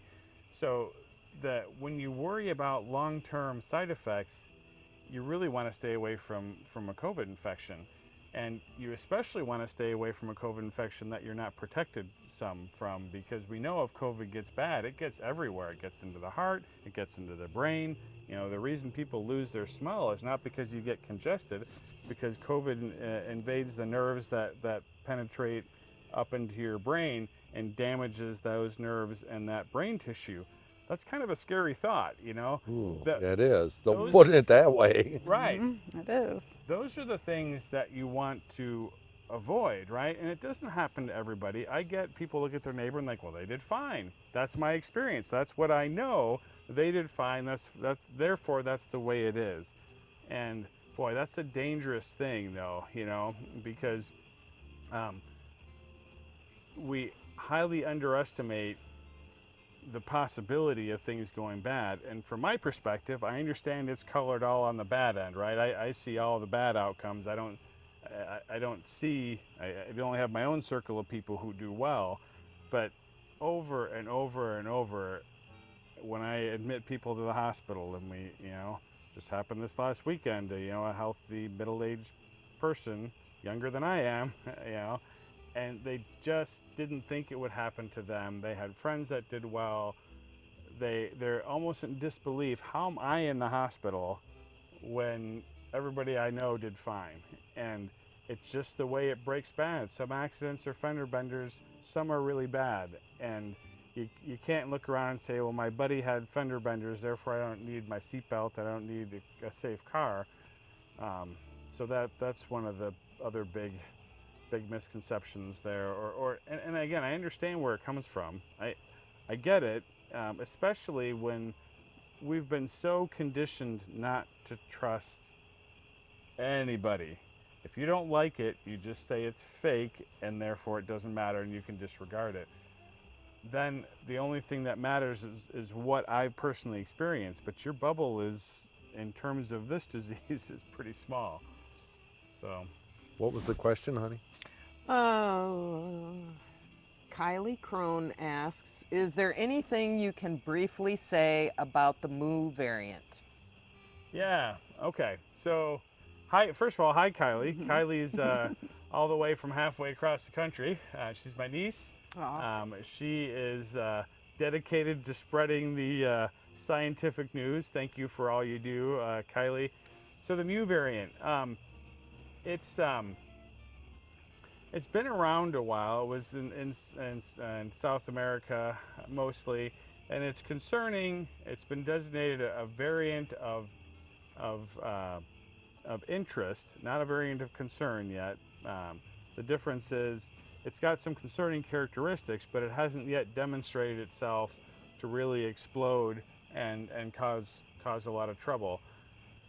So it looks like it has some characteristics that might be somewhat more resistant to antibodies in general. And again, both infection-based immunity and vaccination use antibodies as a primary source of defense, so that's a little worrisome. And then it also has some characteristics like Delta that make it more contagious. So on paper, that looks somewhat worrisome. What's a little bit reassuring to me is Mu's been around a while, and it doesn't seem to be outcompeting Delta. Delta was a big step up, and I'm hopeful that that is the ultimate, the vaccines, or not the vaccine, the virus has got so many different ways it can play its cards, and there's eventually one best way, and as it adapts to people, and we're giving it zillions of opportunities to mutate and replicate around the world, it hones in on what's the best option, and I'm hoping that Delta is there, and it may well be that Delta is the worst one that we're going to see. It's certainly widely outcompeted everything else. The South American variant that was more didn't bind antibodies very well to vaccines or natural immunity, that was worrisome. But it turned out it compromised its spike protein so much to make it resistant to that.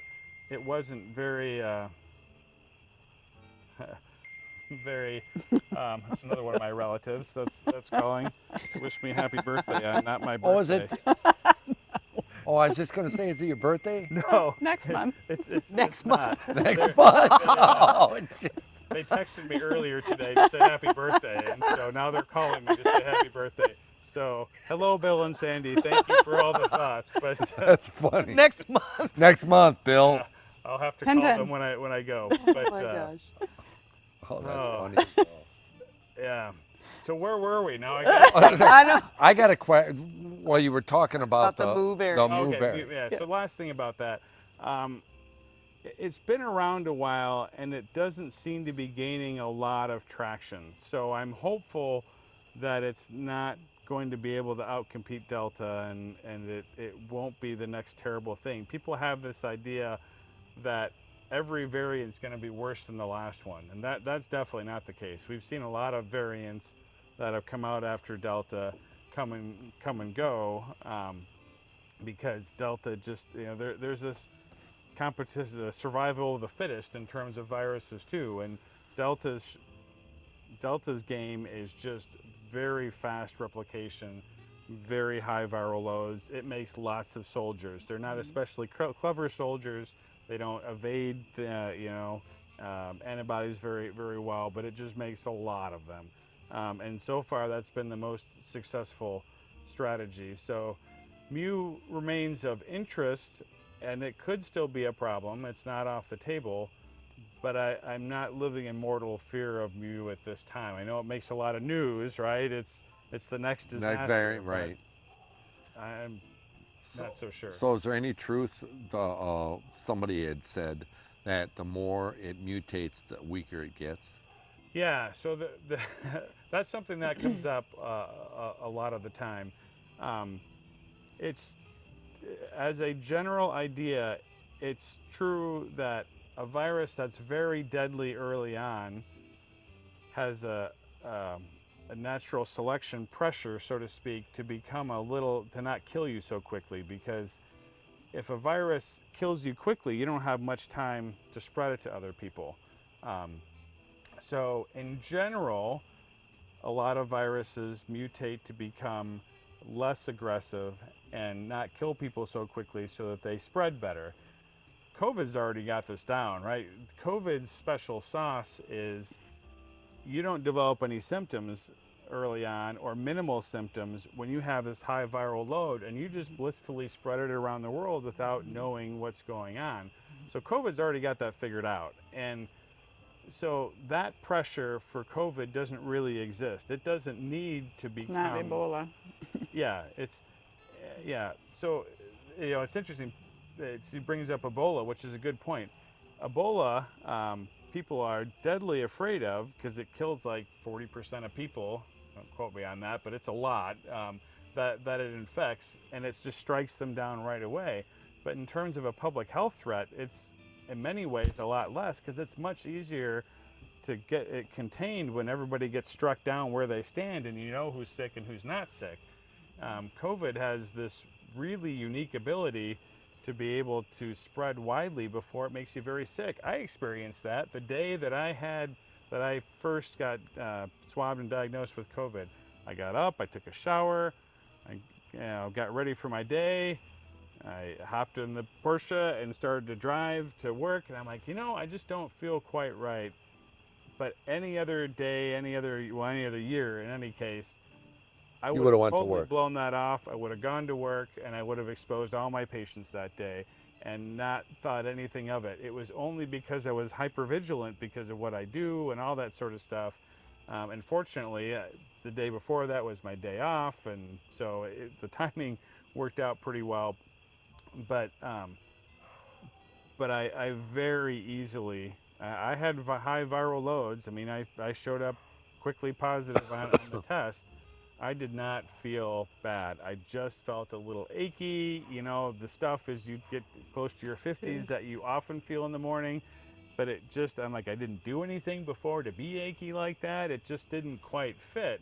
So, but again, that's COVID special sauce. It's already got that figured out. So this idea that Delta has to be less virulent and it has to be because that's what viruses always do, that doesn't fit here.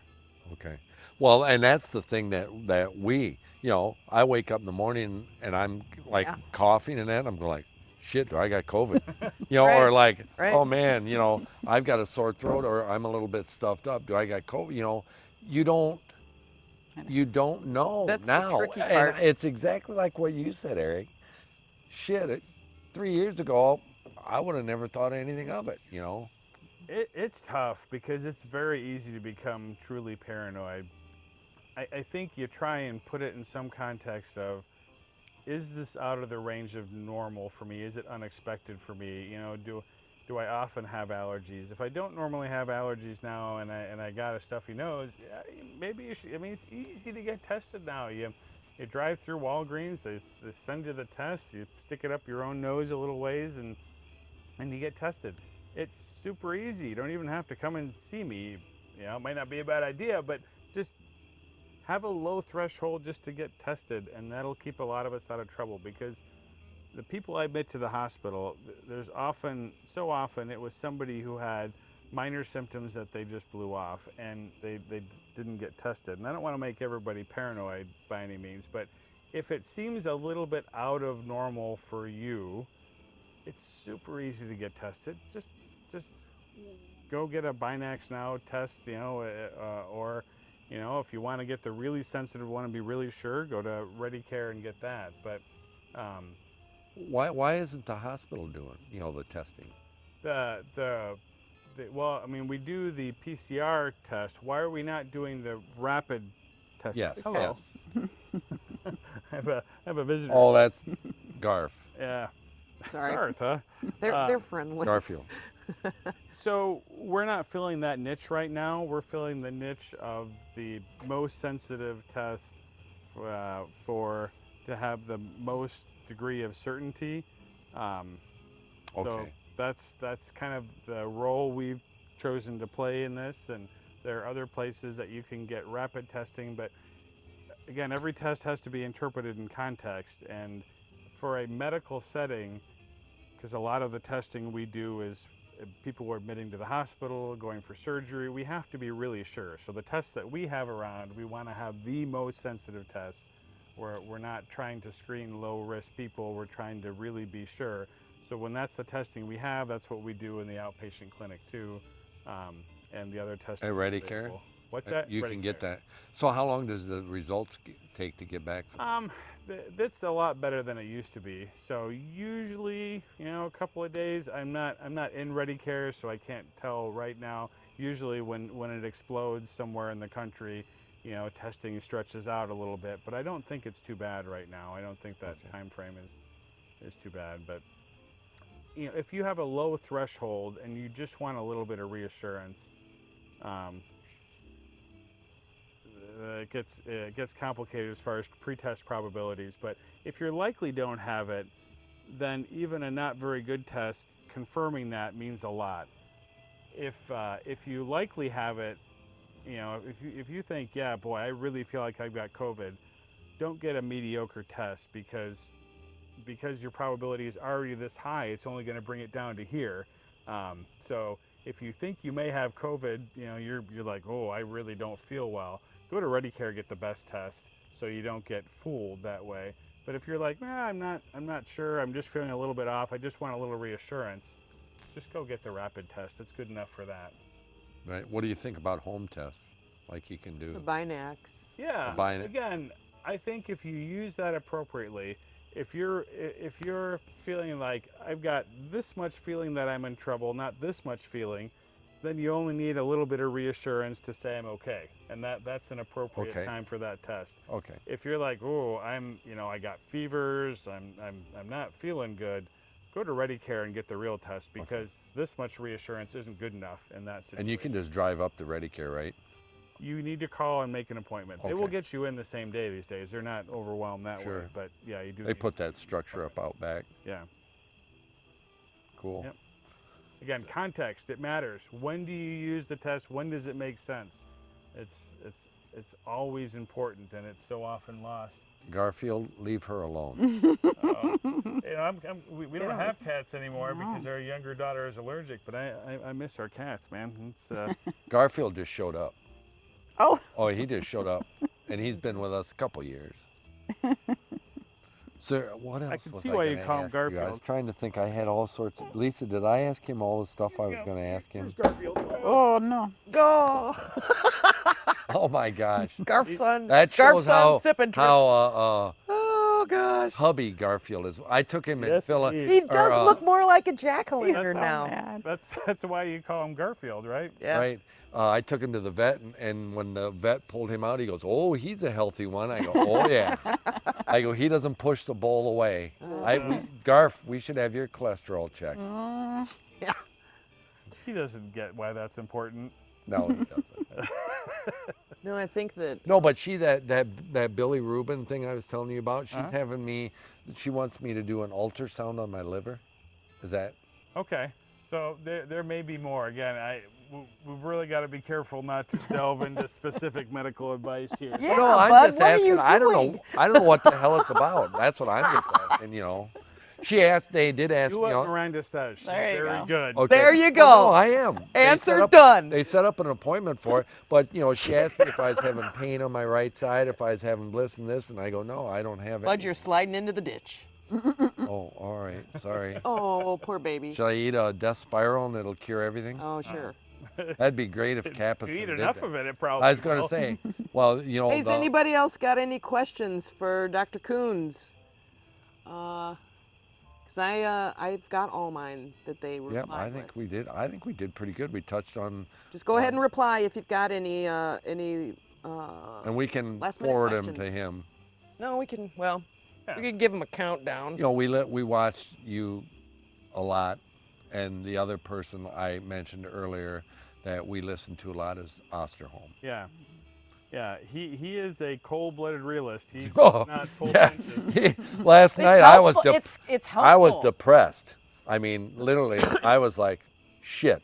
Well, you know. Well, let me say one other thing that I think is in terms of like, is this ever going to end?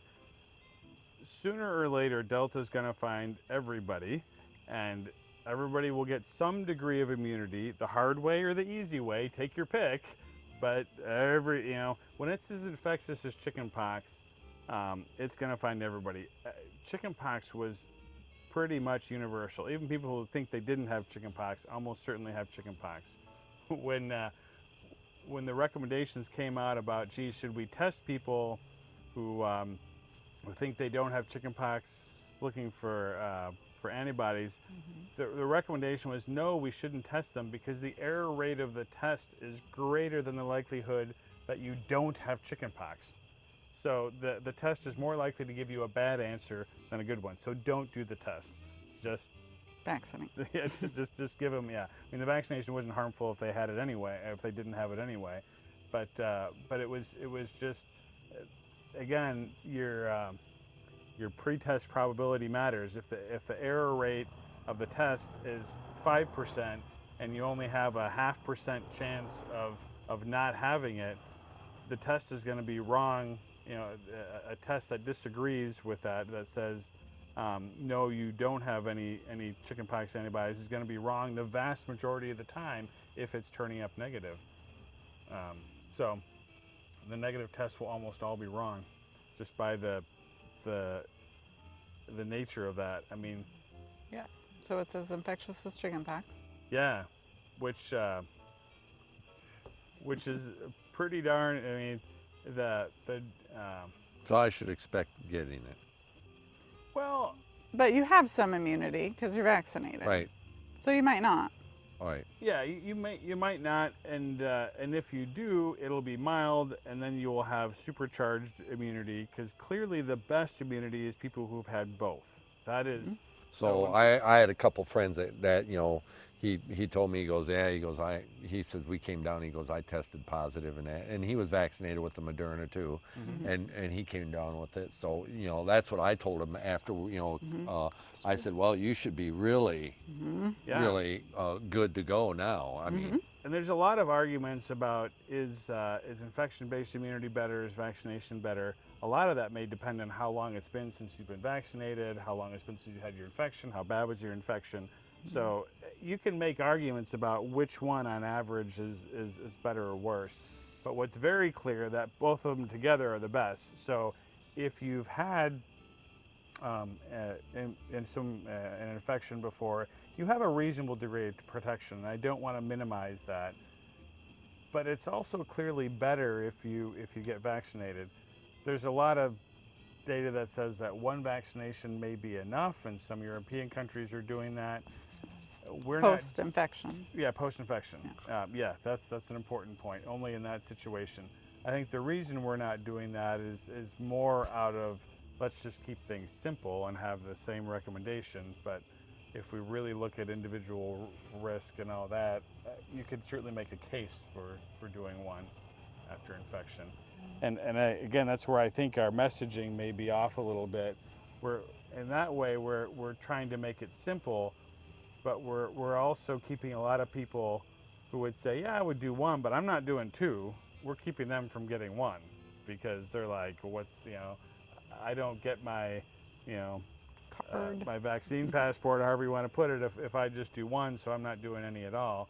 And I think that's kind of unfortunate, because I think we're missing out on the vast majority of the benefit in order to make sure that everybody gets the maximum. And I don't know, that's a good trade-off. But they could do Johnson & Johnson, which is one, Yep. and get their card. That's that. Yes. Again, thank you. See, this is why I have her around. She's always got a good thought on things. So yeah, I mean that's if people worry about Johnson & Johnson being somewhat less effective, and it is, though it's still pretty good about keeping people out of the hospital and not dead. But if you've had an infection and you just want a boost, Johnson & Johnson's a fantastic boost. Just go do that and make your life simple. sure. Awesome. Got one more. All right. Ruth Marriott asks, are the majority of medical personnel vaccinated at CGH and KSB? I can't speak for KSB. I don't know. I know we're right about, last I heard, right about 80%. And that's before the state mandate came out, and that's changed things a little bit since then. It's very tiered. Almost all the doctors, I think the AMA did a survey even back in June that 96% of the doctors were vaccinated, and vast majority of the RNs. As you start to go down in education level, a lot of the nuance gets lost, and people start to kind of more stick to their tribal identity about what they believe politically, or it's a little easier to not see the nuance and get sucked into, my friend got sick anyway, so I'm not gonna do this, or not to be afraid of the mechanism of how it works.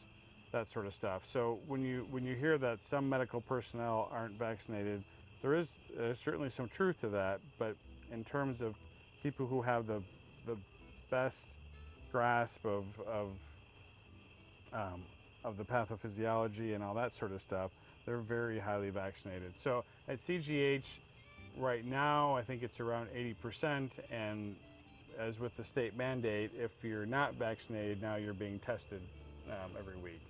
So, you know, it's increasingly safer yet. Cool. So, yeah. Awesome. That's great. Well, Well- I mean, one last thing, you got to keep in mind, our local vaccination rates are well under 50%. Are they So still? I thought I saw it was 56 in Whiteside County. Well, it depends on whether For you're talking adults, about the whole, everyone, or or just over the people who can get it. If you're talking about only adults, it's over 50%. If you're talking about adults and children together, then it's less. Okay. So okay. because we're talking about everybody at CGH, you know, I compared it to the everybody statistic. So in round numbers, we're about double the population that we're pulling from. So if you're wondering whether we believe in it, we believe in it twice as much as the average person. So, No, well, that's a good way to put it, you know, and that. So, all right. I guess that's what I didn't read, and that's typical of me, only reading half the shit and then saying it. well, again, it's confusing, right? It's a subtle Yeah. thing. Well, There- you just, you there are know, two numbers, and you know, it depends on what point you want to make. If you want to make the point that people are really vaccinated, then you talk about just the number of people who can get vaccinations, you know, the adults on up, and that number looks better. If you want to make the point that people aren't getting vaccinated, then you you take the other number that includes everybody. well, it's like the running joke that I just said the other night. I got an email from an arboretum to do a talk. You know, hey, do you got ideas to do a talk in that? And I looked at the name of the arboretum. I go, oh shit, it's the one over in the Quad Cities. So I flipped them like 4 or 5 ideas, and so they bit on like 2 of them. They said, yeah, these are really good. We'd like to sign you up. And so I signed up in that. And then I got all the paperwork, and I looked and I go, Overbrook Arboretum. I go, shit, that's Madison, Wisconsin. So I had to go up at night to Madison, Wisconsin. You know, I told her, I go, classic example of me not reading everything, you know, and giving them the things. So I had to do, I talked up there, and it was kind of complicated. I did get to stop at a couple nice bars on the way home and It's a have good a drink. adventure. Yes, yeah, it was off the beach. Way to pull it in full circle. She goes, where are you going to go? I go, Madison, Wisconsin. I go, I got to talk. I go, we'd visit that arboretum before. I just never put 2 and 2 together. But that's typical me. That's typical me. Well, what do you think?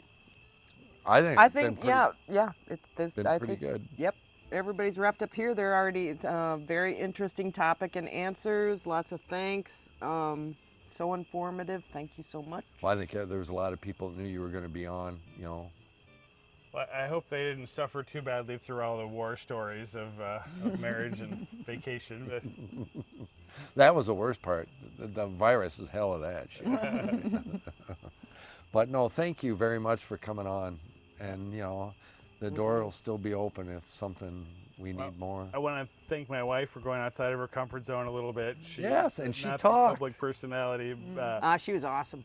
She was. Thank you. Yep. And we want you if he comes back, we'd like you to come back. You can keep him in line. Oh, totally. I mean, I would be in a huge amount of trouble with life in general. I might be fine with medicine, but my home life and the rest of it would be an absolute nightmare if I didn't have Linda around. She makes everything actually happen. I get to just focus on this one little area and try and do that really, really well because she takes care of all the stuff, and also is a really good counterbalance. A lot of those articles that I type up for Facebook, Linda reads them and she's like, yeah, this doesn't sound quite right. This doesn't make a lot of sense. Or do you realize you put, you know, you misspelled this, or you, so. Oh, she Anyway, says that to me all the time. Yeah. So she is definitely my, you know, I married well for my needs. I'm good at what I do, and everything else falls apart if I don't have somebody keeping me in line. Well, we say the same thing about each other too, because, you know, the business part of Distinctive Gardens You know, there's no, you know, she always says, if something happens to you, she goes, I'm screwed. And I tell her, I go, if something happens to you, I'm screwed. Because I go, I know nothing.